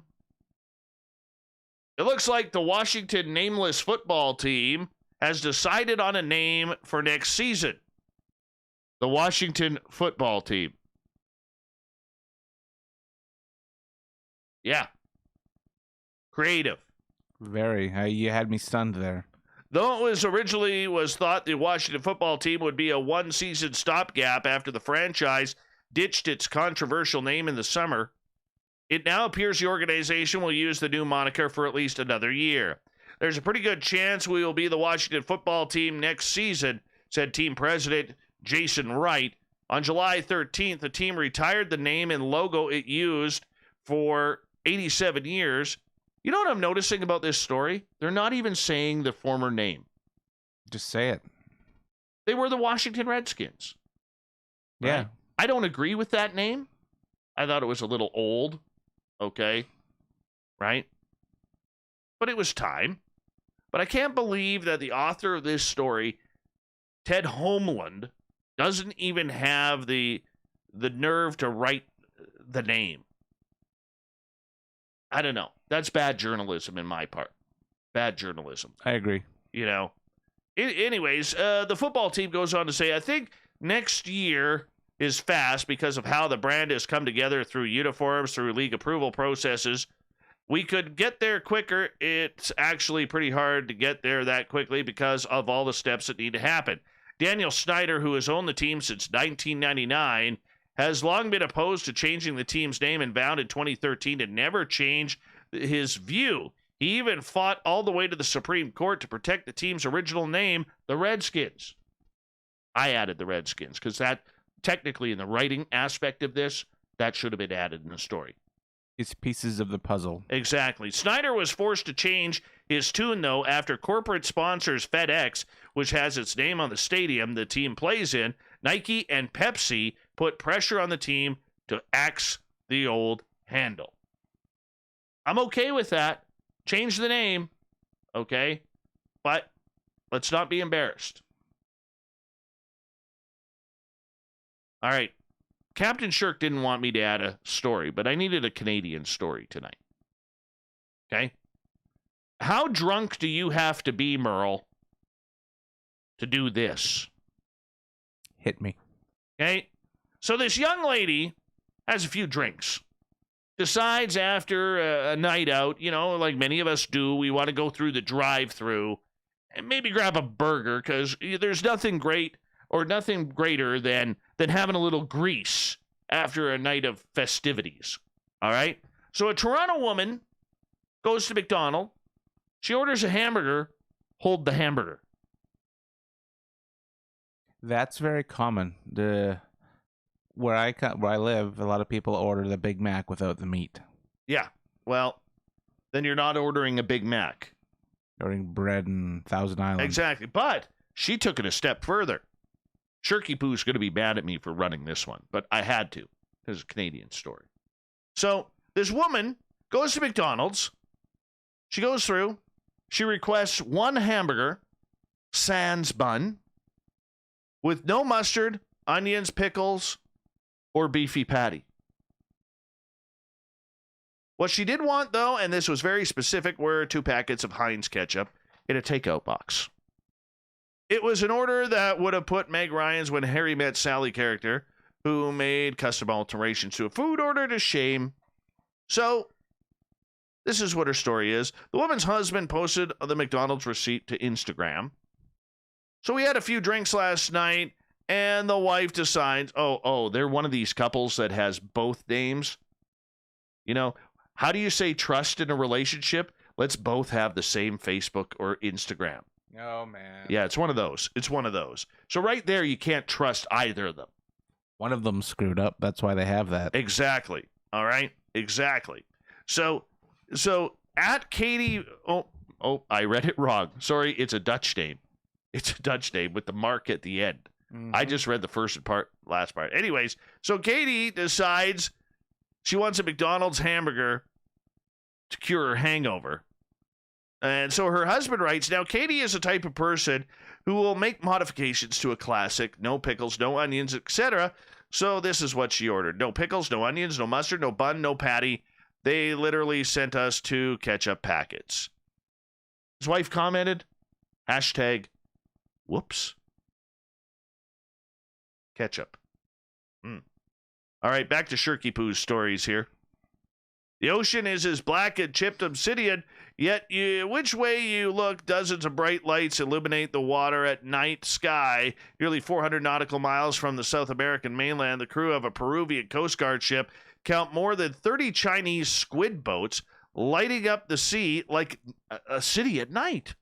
Some of the boats shine luminous green, others shine blinding white, as like alien spacecraft, because, you know, we do have aliens on this planet. Rigged alone, each of the side ships with the lights, and it can attract giant squid near the surface where they can be hauled in from the ocean with long metal arms. So the Coast Guard cutter, Rio Canete, is drifting within 100 meters of these, and, you know, he says, yeah, that's pretty much enough. We're not going to be doing this. We got to get them out of here. We got to save the squid, man. Got to save the squid. More than 250 Chinese ships have been detected in their waters since July. That's near the Galapagos. Mm-hmm. Lots of good stuff over there. A lot of good stuff. A lot of good stuff. Anyways, Hawkeye 360. I think Science Bob worked on Hawkeye 360. No, really? I do believe so. A radio frequency data analytics firm. Yes, he did. He actually helped start that company, Science Bob. Reported that the boats were going dark by switching off their AIS satellite tracking and entering the island's exclusive economic zone. You know, this is how wars start. First, it starts with squid with the lights on. Then it's squid with the lights off. And now it's going into somebody else's territory. Bad. Bad China fishermen. Yep. Chinese fishermen. Bad. Very bad. Very bad. Let's move on. All right. So young Alyssa Carson, she's 19 years old, already an astronaut. She is apparently, preparing to become the first person to walk on Mars. I don't know if I would do that. Born in Louisiana in March 2001, doesn't that make you feel old? Carson took keen interest in all things space from an age of 3, and she has seen a space-theme episode of The Backyardigans and has remained focused on her career ever since. She's the only person to have attended every single space camp available, which includes those held in Canada and Turkey. All right? The teen is also the youngest ever person to graduate from the Advanced Space Academy at just 16. That was back in 2014. In 2014, was the first person to complete the NASA Passport program by attending each of its 14 visitor centers across 9 different states. This girl's addicted. She is addicted to space. Sounds like it. You know what? She's the kind of girl who is going to make big things happen. Totally. You could tell. She's got that drive. She's got that energy. She's what we need going to Mars. Totally what we need going to Mars. Anyways, so now, oh goodness, I'm excited for this young lady. Now at just 19, Carson is part of a group of young astronauts and hopeful space explorers that have a common goal of becoming the first crew to land and walk upon the surface of Mars. She and her peers are currently preparing to mount an effort to get onto NASA's radar in the hope of being chosen to form the team that looks to resume space exploration once the corona pandemic is behind us. The trainee has also amassed a heavy following on Twitter, nearly 20,000 people interested in the knowledge she has to share. She is also having a significant following on Instagram, where she shares her wisdom and video content imported from her TikTok to enlighten her 332,000 subscribers. I don't even have 3,000 subscribers on Instagram. I have a combined of about 3,000 of my two. Yeah, she's got 332,000. She wins. Yeah, this young lady is, she seems like a genius. Good for her. I hope that she is the one. Let's remember her name. Give her a clap. There you go. Good. Yeah, right there. Strong. Right there. That's strong Canadian clap there for this young lady. I bet you we remember her name. She's going in the history I books. can see that. Totally. I don't know what Captain Shirk meant by this story here, but apparently police in Paraguay, maybe she got busted. Maybe. Okay? Because Shirky Poo gets a little off the cuff every now and again. We got to control her, reel her in every now Excitable? and again. Yeah. All right.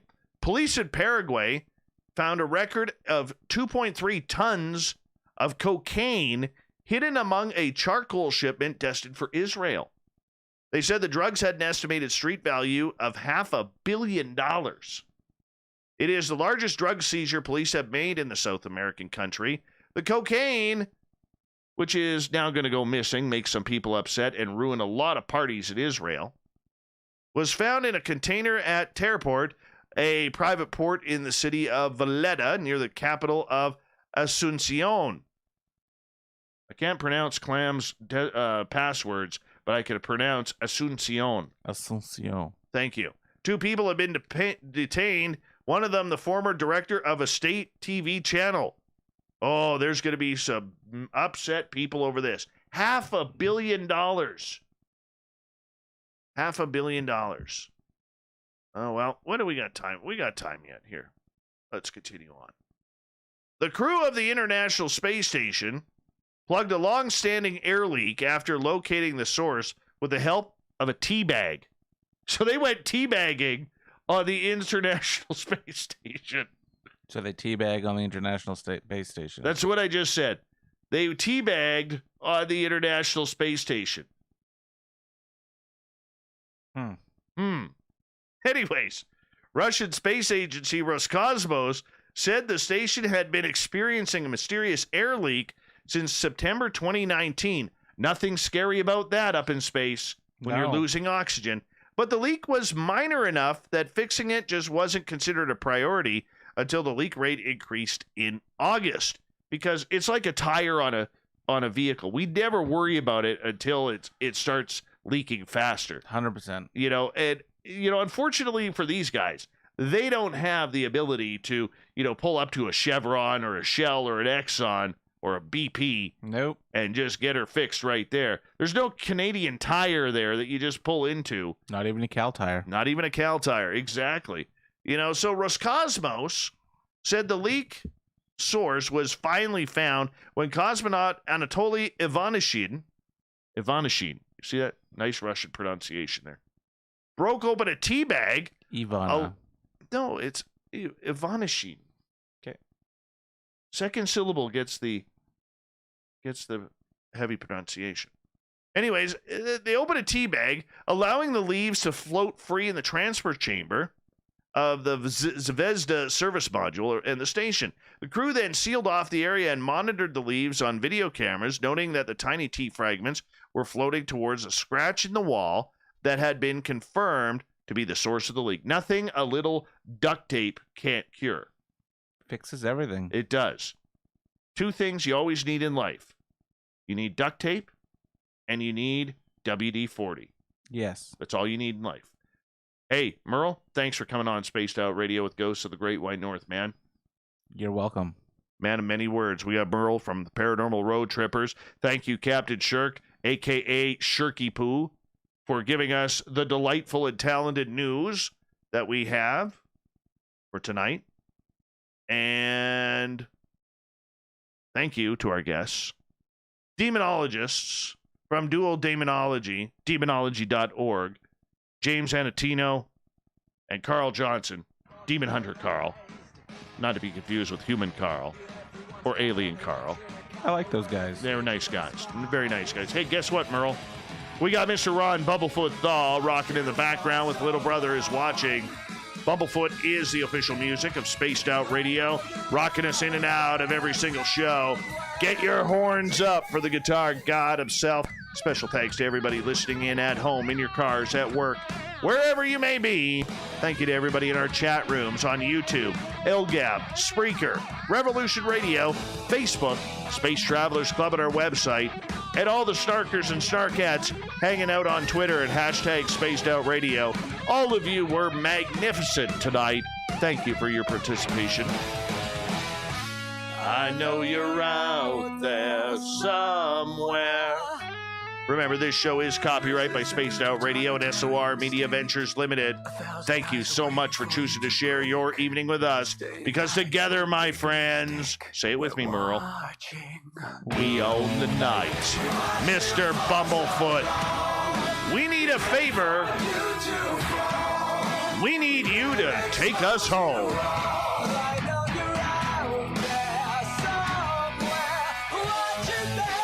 Yes, the Woo Train has docked for the night. But tomorrow, my friends, we shall ride again. Your seats are always available. Your tickets never expire.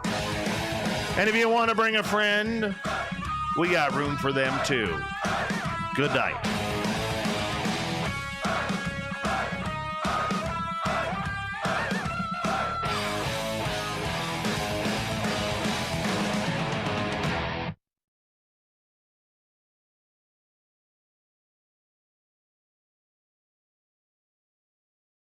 Oh. Your streaker expires tomorrow.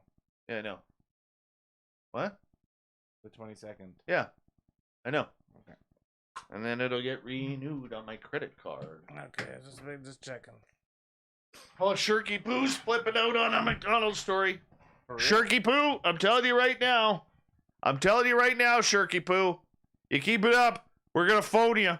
Merle and I are going to phone you, Shirky Poo. It's going to happen. Let's see how you react to that. Bigfoot Rob. Oh, thank you again for the super chat. You were way too kind to me. Way too kind. Shirky Poo. Let's see what Shirky Poo has said. Besides, gah! A McDonald's story. Damn rights we went there, Shirk.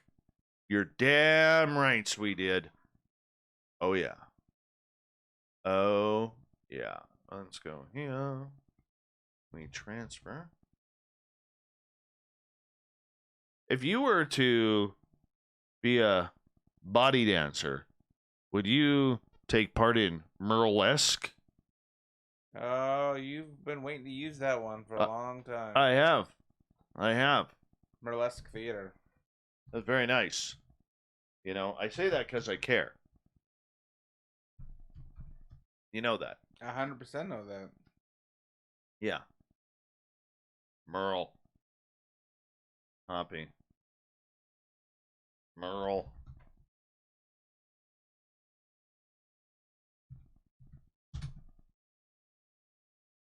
Ghost of the Great White North. There we go.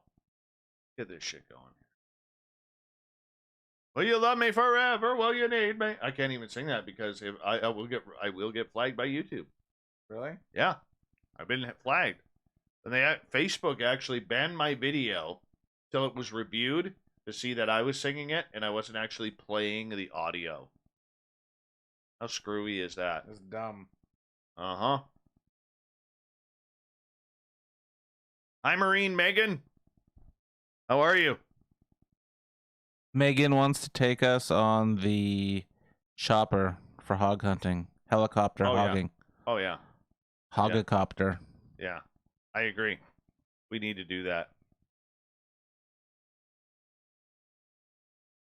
Okay, Corns. That last one didn't need to be removed there. Let me see here. Corns has got a big tight wrench here tonight. He's got tight on the wrench. Woohoo! Corns, tight on the wrench, buddy. Tight on the wrench. He's gonna be rolling his eyes. I mean, fuck, Dave. Like, what do you want from me? Like, what do you want? You know, honestly, you're gonna be like, what the fuck do you want? One day you want me to wrench, the next day you don't.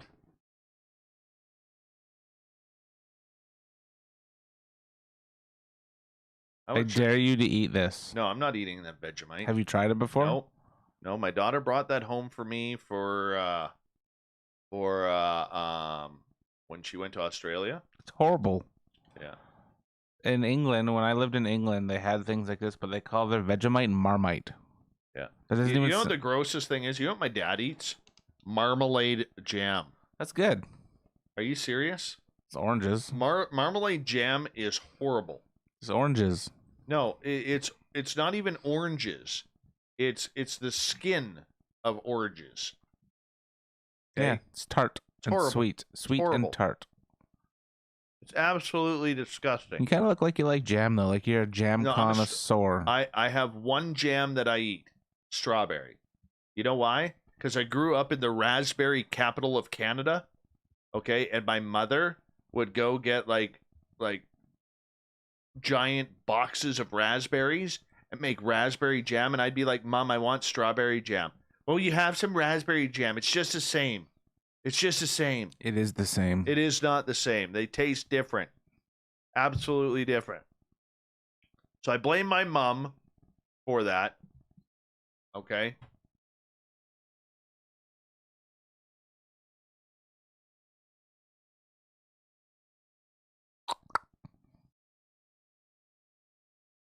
Oh, yeah.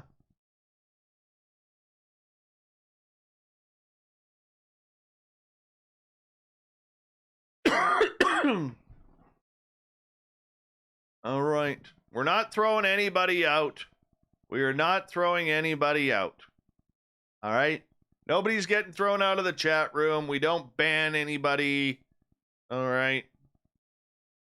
Unless they're trolls.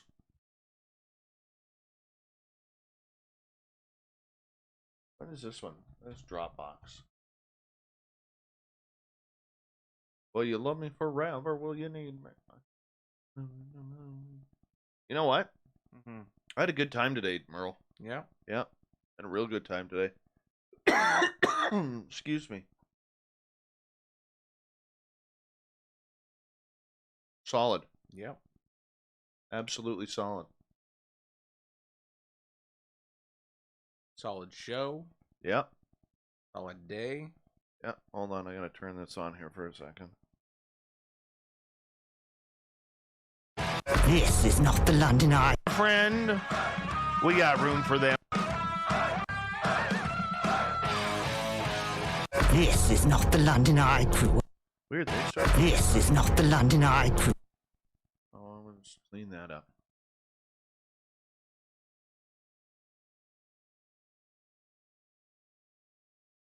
All right, let's go like this. Bump this bastard up.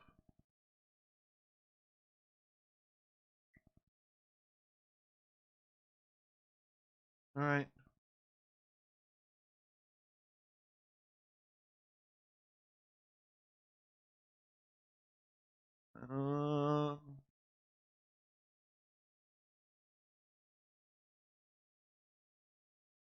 Look at Corey. Corey's the booking guy, ready to drop the gloves. Ready to drop the gloves. All right, Corey. Back, buddy. Back. Oh, I love it. Oh, I'm such a bodyguard, dude. Such an awesome bodyguard, and Corey's the booking guy.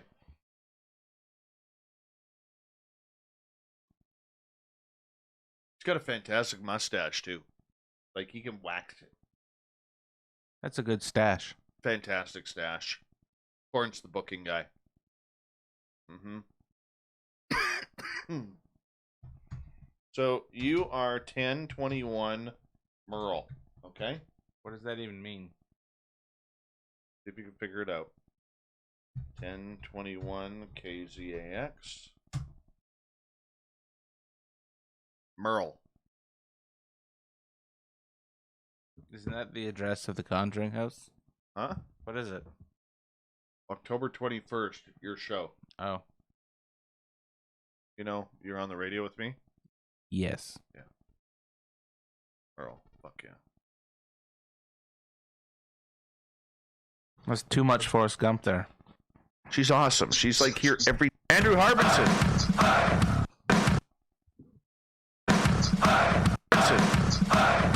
Right from there. Here, go live there.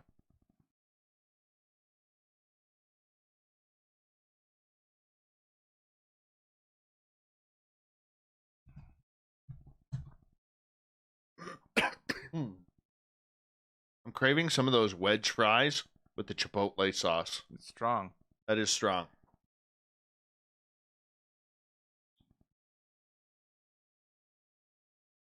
Very strong. Hey, Corin's the booking guy. Can you flex for us, please? Because reading your comments in the chat room, man, you're ready to rip your shirt off. Hogan. Oh, yeah. Oh, yeah. Well, that was almost a Macho Man. Hey, Hogan. Yeah. I was a huge Macho Man I fan. was too.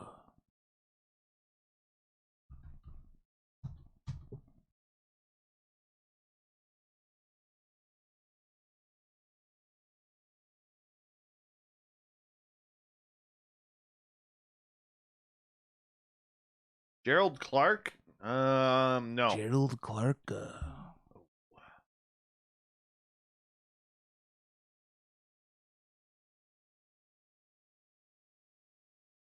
Still a big fan of the Iron Sheik. His tweets are phenomenal. I'm sure it's not him tweeting. Probably doesn't even know how to work a cell phone. On Spaced Out Radio.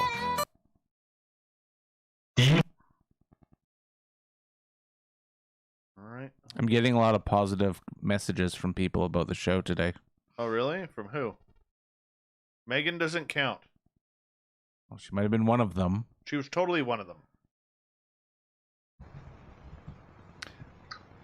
Merle? Switch gears. I'm going to switch gears here for a little bit. I'd like to know the difference between demon.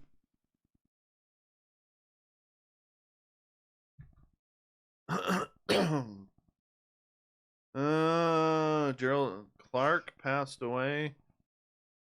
Oh yeah, Gerald Clark. The only Gerald I remember being on the show with Gerald Anderson. Hi, Merle.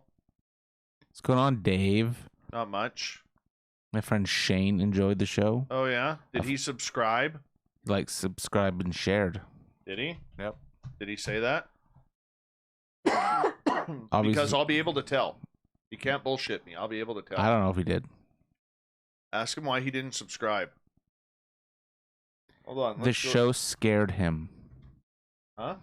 Because it was extreme. The demonologist stuff freaks him out. Well, let's see if our good friend Shane is a new friend of ours, or if he's just there for Merle.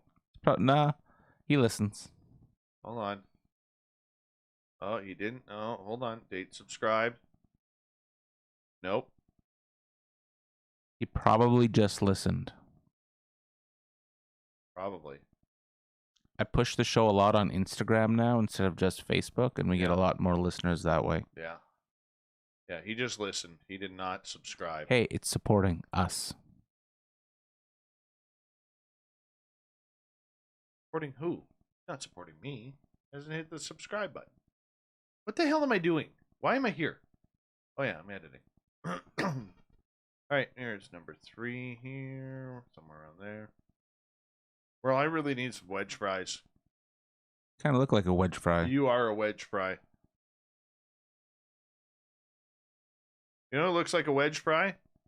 Corin's the booking guy. He's a wedge fry. Does he like cheese? Ask him. Might tell you. Hold on, what am I doing here? Okay, so there's that one. What the hell did I just edit then? Oh, that's a commercial right there.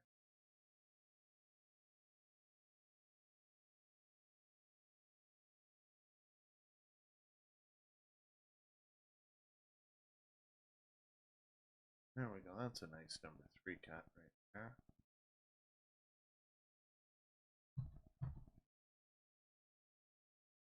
Does Dave dye his hair gray asking for a friend?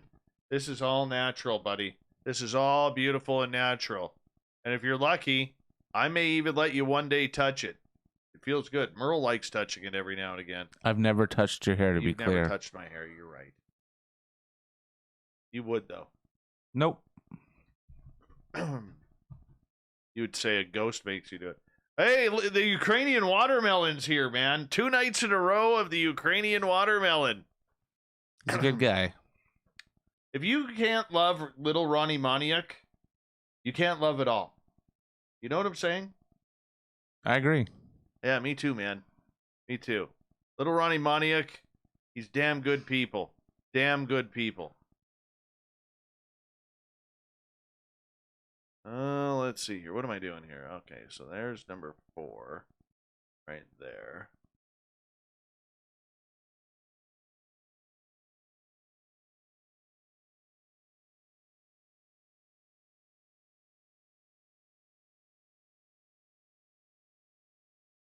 You know what I want?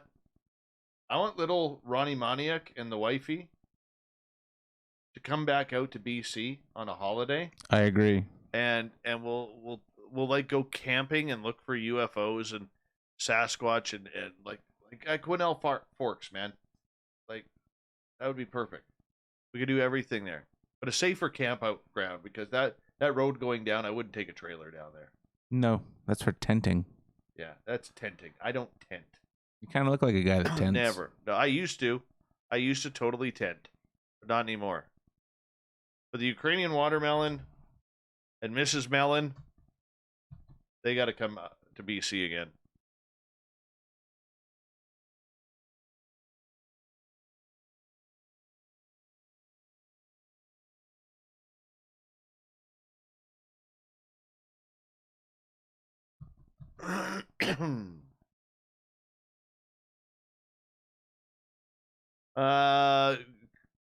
Canadian McDonald's is way better than American McDonald's. You know what? I will agree with the food, but their prices are way better. Yeah, well, when you're not paying for real meat down there. Here they have to. That's true. It's true. Can't even argue that one. That's completely true. Next summer, Ukrainian watermelon. Next summer. Make the plan. Oh, you know what my goal is next year? What? I want to have a travel trailer.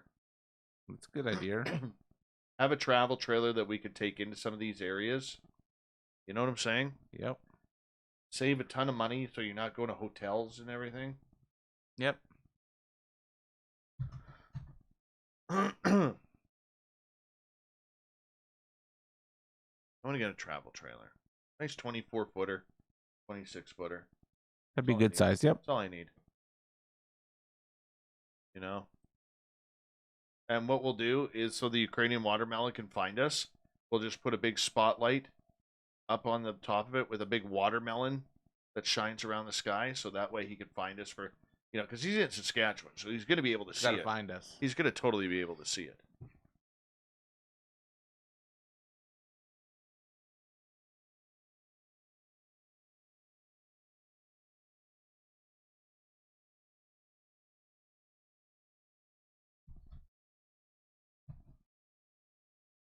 Mm-hmm. Mm-hmm. Are you gonna get your stuff? What are we doing? Well, I'm editing the show right now. So we got about another 10 minutes in here. The other stuff? I don't have a cord. What other stuff? Oh, the other stuff. No, don't worry about that. Take care of that time. Later date. I'm in a hurry for that.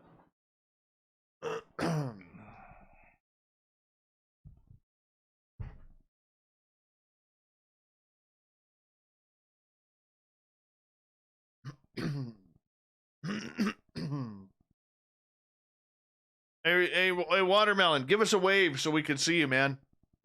Give us a wave. You want to look east that way? See if we can see Moniac waving. Hi, Ron. There he is.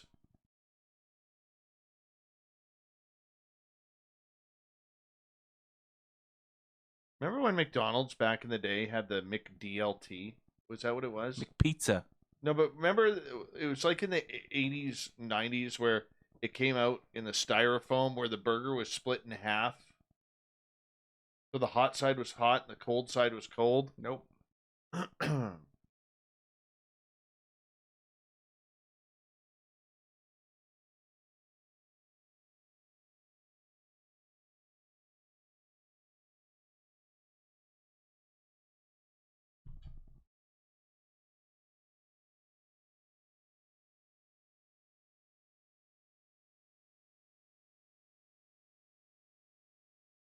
All right, that should be all of them.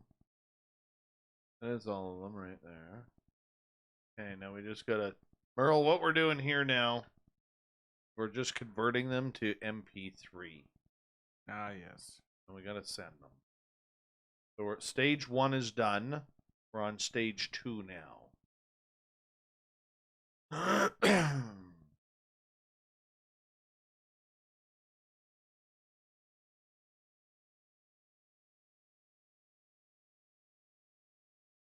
Oh. I have an itch on my back. God damn it, can't reach it. Where the hell is my back scratch? Pissing me off. Don't mind me. Oh, there we go. Son of a bitch. There's no way I could have reached that one. That's a good one. Oh, I wish my thing wouldn't. You knew one. I know. But that one's got the metal claw on it. Way better than the That's a plastic good ones. claw. I got one. Solid claw, man. 7-prong rake like that covers a lot of area quick. We're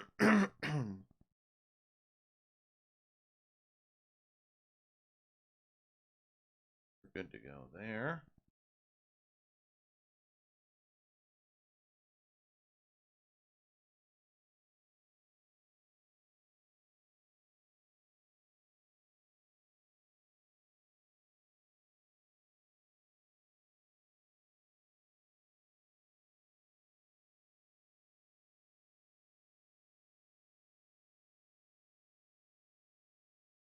I really like the name Paranormal Roadtrippers. It's good. Solid name, manly name. Yep. High quality, professionalism. Just like its member.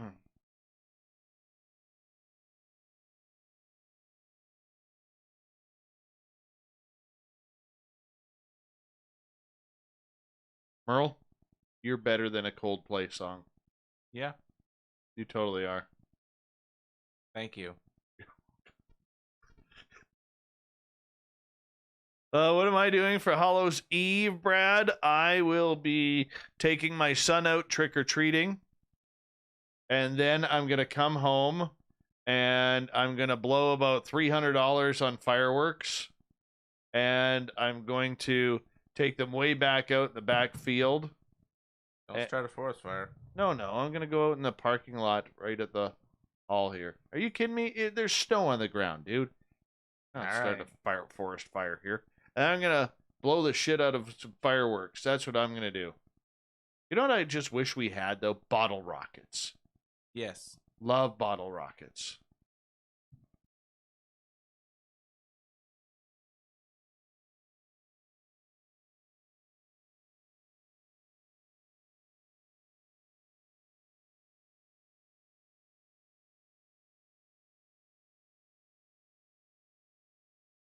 What are you looking for? Where'd you get this?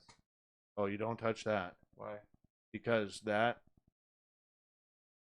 is sacred to El Ovni Volador. El Ovni Volador. Is that real life Libra?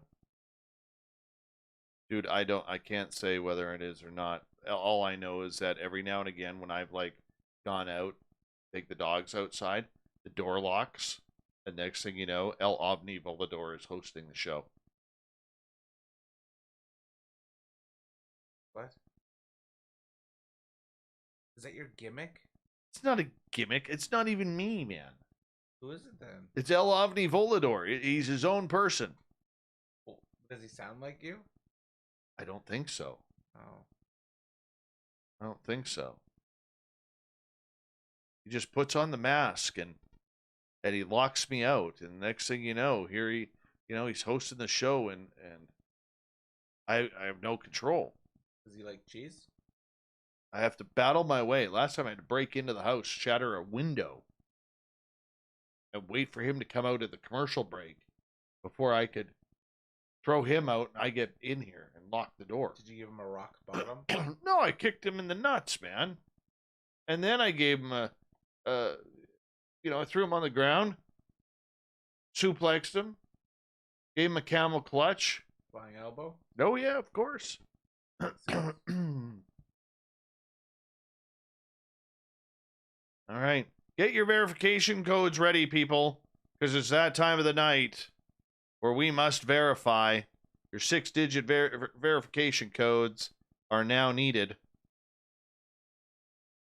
All right. Tonight's verification code is as follows. Merle? 976-871. 976-871 is your verification code, people. Use it wisely because you want to make sure that you are verified. You never want to be unverified, Merle. Never.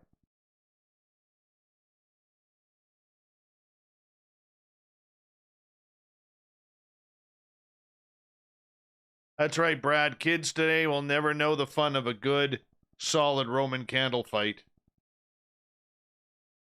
I agree. I used to have those. Mm-hmm.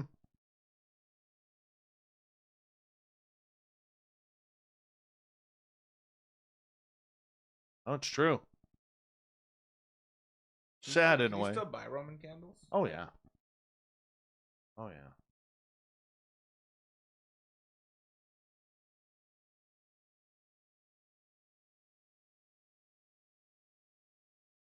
Good night, Chris Mo.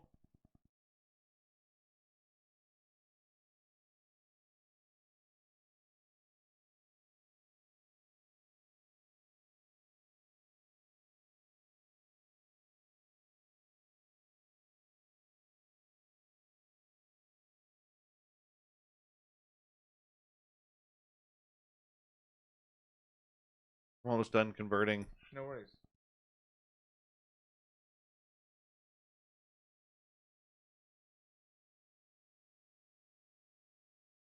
I am hungry. I'm a little bit.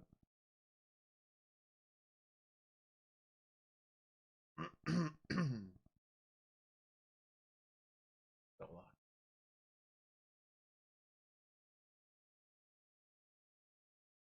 Mm-hmm. Oh, not that button. Wrong button. Now let's throw this in here. And let's go like this.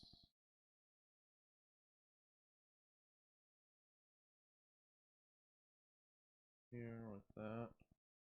And let's go to Dropbox. Upload the old folder Rooney.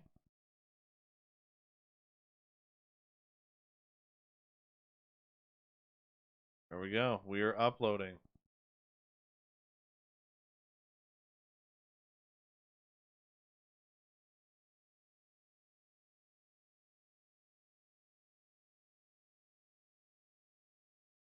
My son refuses to learn how to ride a bike.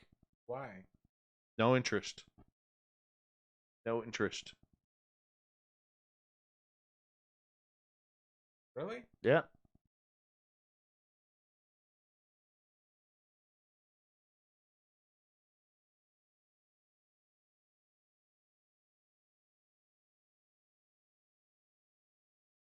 At like 0? Yeah. Got him a brand new bike for his What about, birthday. like a scooter? Huh? Make them. I'm going to. Next year. He's going to ride a bike. I haven't ridden a bike in like years. I want to ride a bike. I like biking. Me too. Relaxing. Manly. You could ride your bike and listen to your Spaced Out Radio podcasts. Download now from iTunes. Nice promo. You're welcome. That was free. Cool.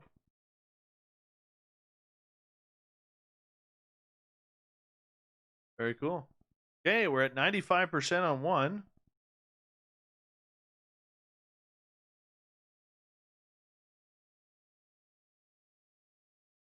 And we're almost about 40% on the other. There's 100% transferring and done now. The one is done. We have one more, Merle. And we're like halfway. It says 2 minutes left. No worries. 2 minutes, Merle. 2 minutes.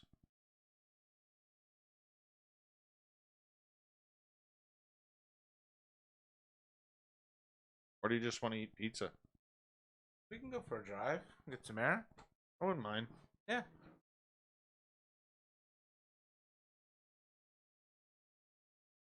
feel like I gotta get up for work in the morning, so. Well, yeah, you don't, do you? No. I may sleep. What time are you pulling out tomorrow? 11.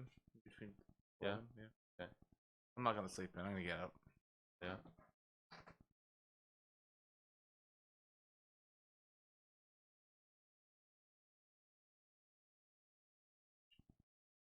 Uh-huh.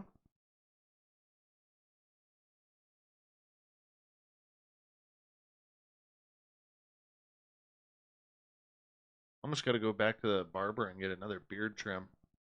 Yeah. Uh-huh. From the sides of the hair a little bit. Oh, it's growing fanatically right now. Are you growing it long again? I'm trying to even it out, you know, like come down. You know?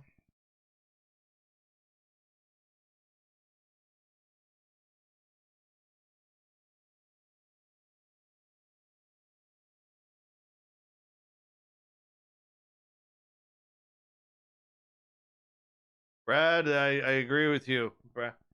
Brad's like, when I was a kid, if you didn't get a good concussion, you were doing it wrong. Truth. Truth.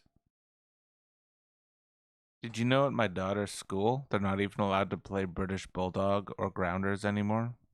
Really? Someone might fall or get hurt. Or football. This is what happens when you turn into a soccer society. Well, It's true.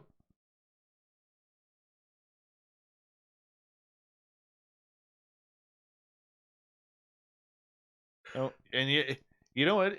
Believe it or not, it actually blew my mind because like at my son's school, they've got a bunch of slopes going down into the playground, and the school provides crazy carpets. good. I was actually quite shocked about that, right? Because coming from the Lower Mainland, you know, having fun at recess and lunch is just Don't do that. no, hell no.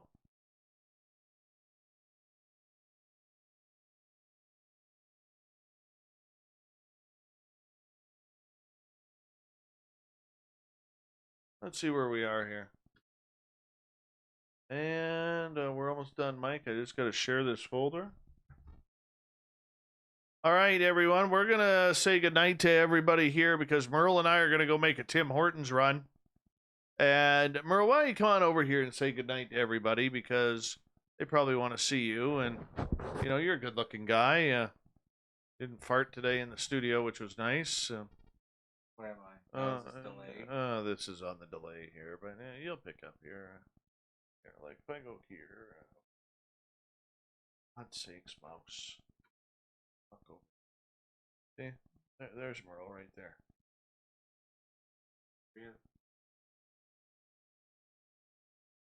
Good show. It's a manly show. Very man. So why do you have a K2 out? Oh. Anyways, big thank you to everybody. There's Merle. Big thank you to everybody who took part in the super chat supporting us tonight. From Bigfoot Michigan Rob ×2, Major Lee ×2, Gorgeous Teresa, and Grendel. Thank you so much. Really do appreciate the support. I appreciate everybody who gave us a thumbs up and thumbs down tonight. Thank you to everybody who has subscribed to our YouTube channel and gone shopping at the SOR Vault on our website. Much love to all of you. We're going to Tim Hortons. I need nice cap and some wedge fries, and Merle, I think, needs a pot of chili or something. But we will talk to you guys tomorrow night. I'll be in studio alone. All alone. David Weatherly, our guest tomorrow night. Hope you look forward to it. I will. And much love to all of you. We'll see you tomorrow. Hey, Ukrainian Watermelon, we're just about to go outside, so make sure you give us another wave, and we'll wave back. You know? Much love, guys. Oh, by the way, DM says you need a beard like